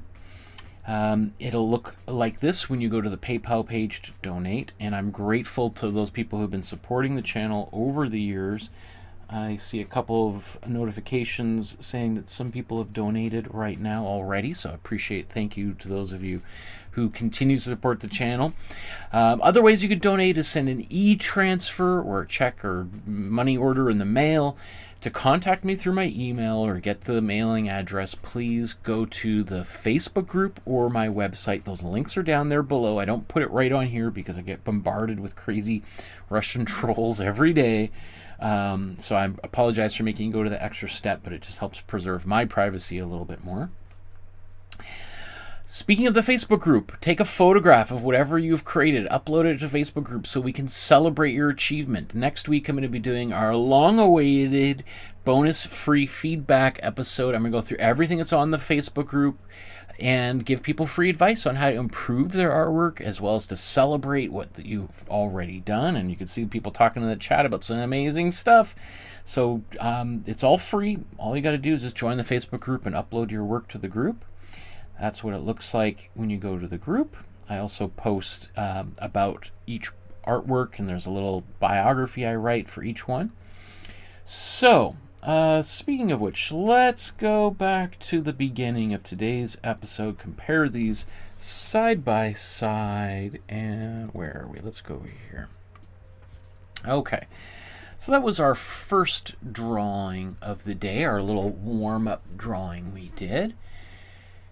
And I feel pretty good about that. I think you'll see that this is still kind of rough. Maybe some proportions are a little bit out of whack, like these arms maybe a little bit longer than they need to be. I noticed that when I was drawing Snoopy, I kind of squished his face out and realizing after a couple of those warm-ups that I needed to kind of make him a little bit taller than wider, right? But for a warm-up drawing, I feel like that turned out pretty good. I think probably his head could have been a bigger. Again, I think it could be, all of this could be squished up a little bit. Yeah. Do I want to look in here?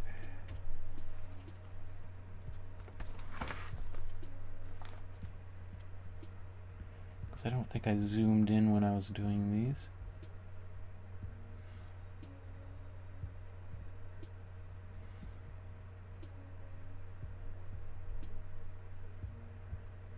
Come on.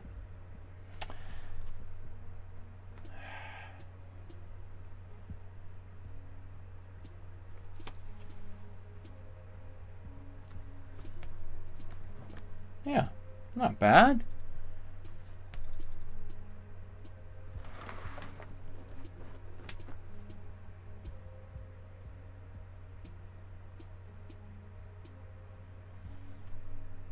All right, I feel like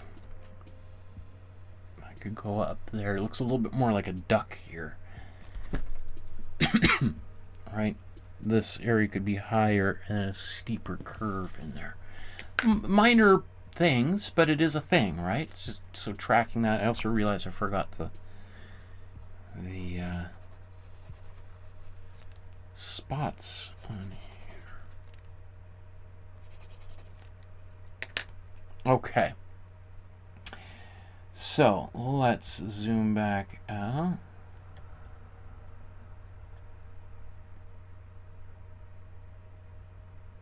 Okay, let's go to our next artwork.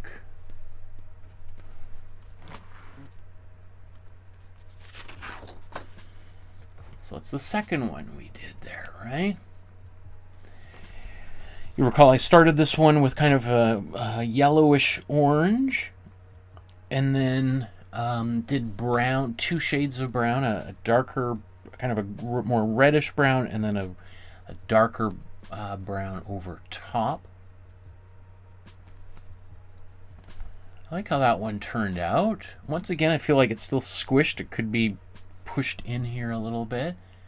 But overall, pretty close. I like the energy in this one. I do like the using that monochrome palette, where all there are analogous colors that are all within the same hue family there. Let's just zoom in, I suppose. Maybe it's easier to zoom here and then match it.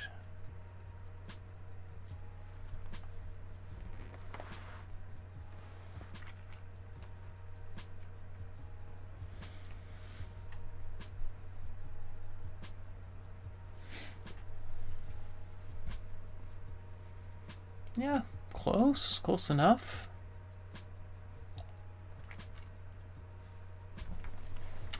I do feel like this is a great example of why doing some warm-up drawings can be really effective, really helpful.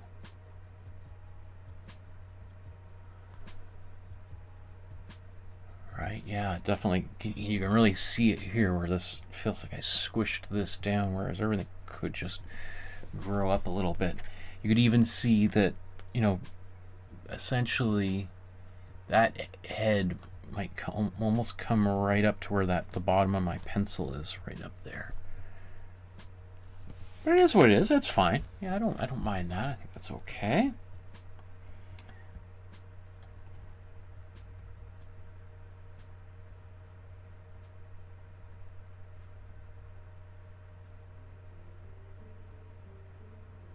Come on. My trackpad is being a little grumpy. Okay, and then let's go to the next drawing that we did. This one we did with pencil, and then I inked it with pens.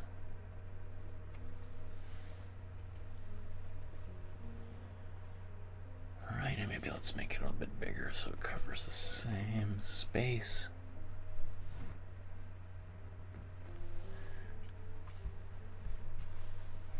That feels good as a drawing there. It feels very clean and precise. That's what happens when you use the pen. You have the opportunity to draw with pencil and then and then ink over top of your lines and erase all of the pencil marks. So everything just looks so precise and print ready. This is, how comic book artists often work. It just helps ensure that, it just looks nice and clean, right? It's not as kind of messy as some of these other ones, which are done all in pencil. In fact, let's...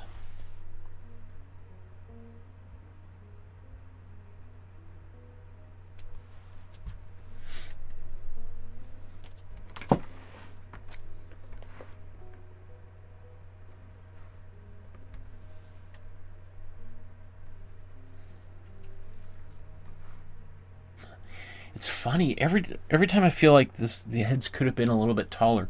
It might just be my vantage point kind of standing a little bit further back. Right, everything already looks elongated versus if I was drawing straight up above, I might have widened it. I think that might be one of the causes, because all of them seem to have that same issue. I noticed that particularly in Snoopy this time, I deliberately expanded it here, but I probably could have done that to Charlie as well.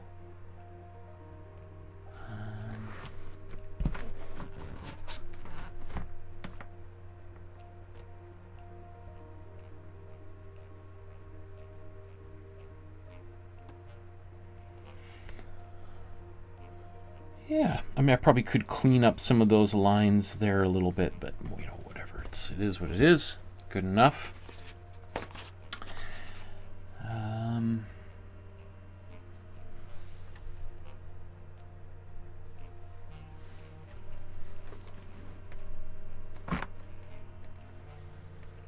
Okay, let's go to our next drawing. Okay, so this one I did, if you recall, just straight with a Sharpie. No guidelines whatsoever, just went directly into the drawing to draw it, and that definitely takes a lot more experience and practice and confidence and just brazen risk-taking to do something like that, because if the line isn't in the right place, then you're kind of screwed, right? So that's why when I was doing this, I was contemplating myself, is this a good idea? Is this just, showing off a little bit? But I did want to kind of maybe show a little bit about how Charles M. Schulz drew. Like, he would do this, when he was signing books, autographs, he would just do a real quick Snoopy, just draw it with a pen right on a piece of paper and make it work. So I kind of wanted to show how that is possible to do, that as the more experience you get, you could just draw directly with a pen on paper without doing your guidelines. That is, again, much harder to do. This would not be something I would typically do in a beginner's episode, but maybe some people find that helpful, useful.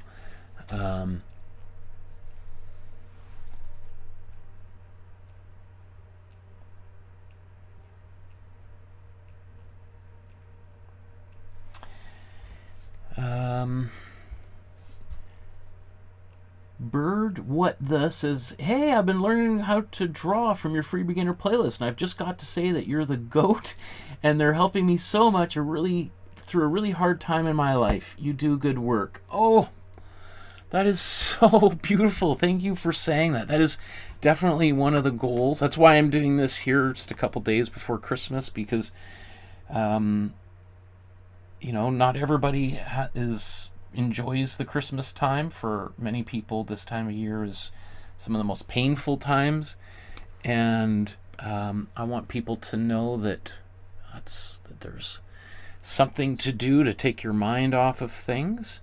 So it makes me so that just is, what a blessing for you to say something like that to me. That makes it that's very worthwhile. I really appreciate you sharing that.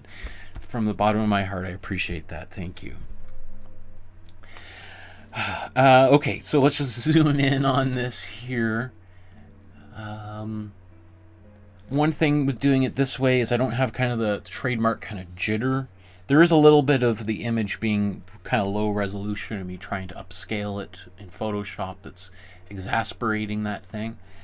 But I think it's, all in all, I think it's okay.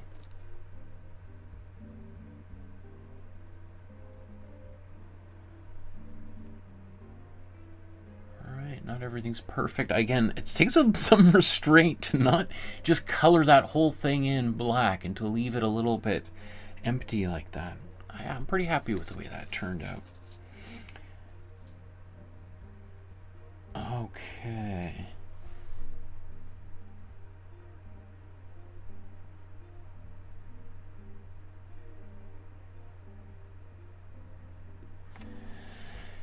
And then to our final artwork of the day.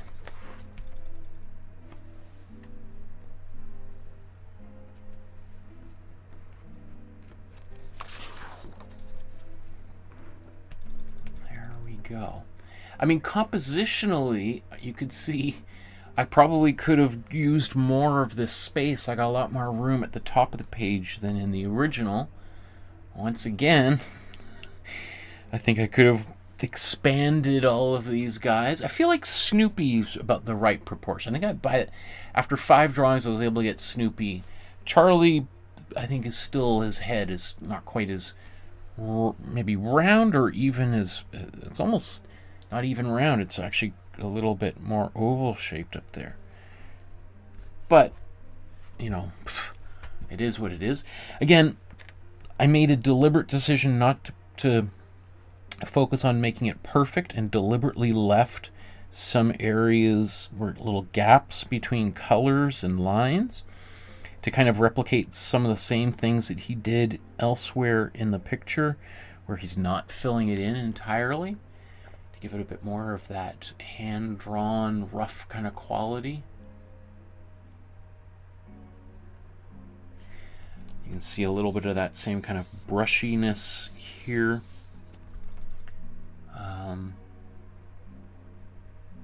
Yeah. You know, it does look a little bit darker. This color looks a little bit darker on camera than I think it is. But I think it's pretty close. I think good enough. Let's zoom in here.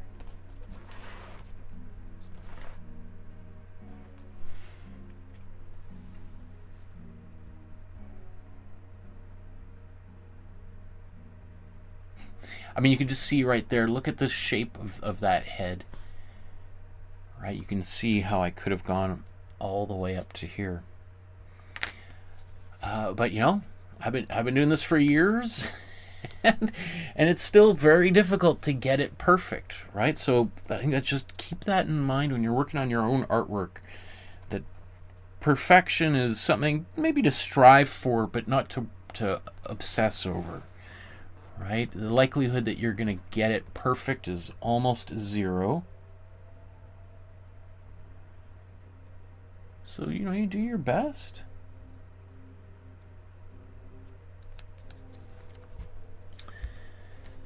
Oh, somebody posted a comment and then deleted it there. I was just about to read it, but I'll let you write whatever you wanted to post there. Yeah, I feel good about that.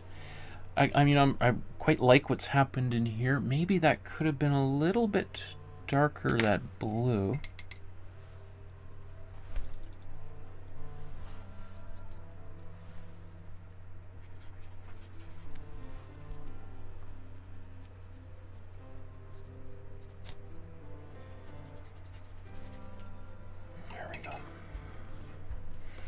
I'm just noticing too, that's a bit, I thought that was a warm blue, but as I zoom in, that's like a really dark, cool kind of blue.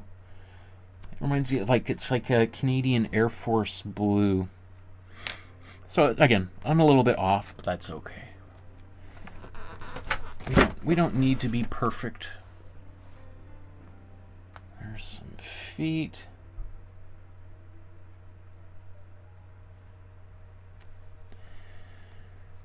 The hippie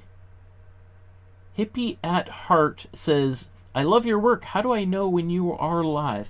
is to hit that notification bell and join the Facebook group. And I'm terrible with my schedule's been all over the place. In 2026, we should have a much more regular schedule because I'm not teaching at the university this upcoming spring for the first time in a while. So that I should have a lot more dependable schedule. But yeah, hit the notification bell, join the Facebook group.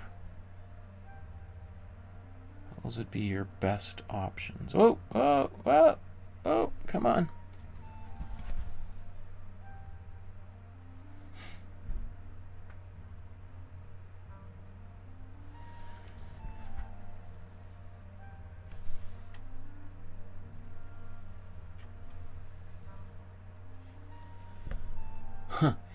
So now it's kind of funny that, like, well, it's so wider. I could have squished this in a bit more, but not bad.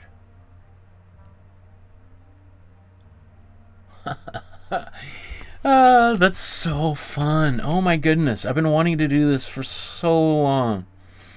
Been wanting to do a Charlie Brown episode. Tomorrow morning at 10 a.m. Pacific, we're going to be doing a whole episode focused on a Charlie Brown Christmas. So we are going to do, there's a couple of images. In fact, let me just show you kind of what we'll get up to tomorrow. Come on.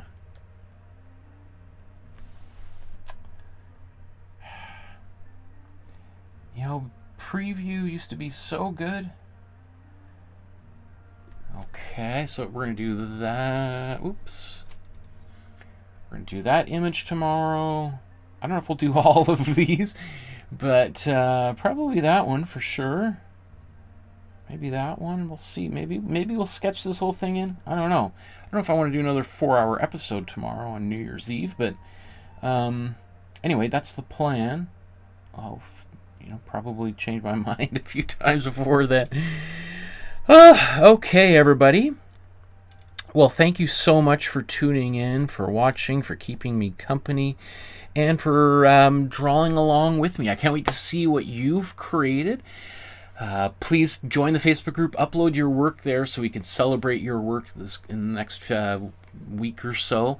And until then, my friends, have a wonderful evening or morning, noon, wherever you happen to be on our beautiful planet. Just remember, every time you make art, you look at art, you talk about art, you watch art, you are making the world a better place. You're saying to the world, I want to move towards something productive, constructive, rather than destructive or negative, right? Our world is full of so much negativity that anything you can do to help inject positivity into the world is helping to make your home, your family, your community, and our world a better, safer place. And I got a 6-year-old daughter that I'm constantly worried about. So anything you can do to help make this world a better place for her and for all other people is awesome. So thank you again. We'll see you tomorrow morning when we do our next episode. Have a great evening, morning. Until then, good night, everybody.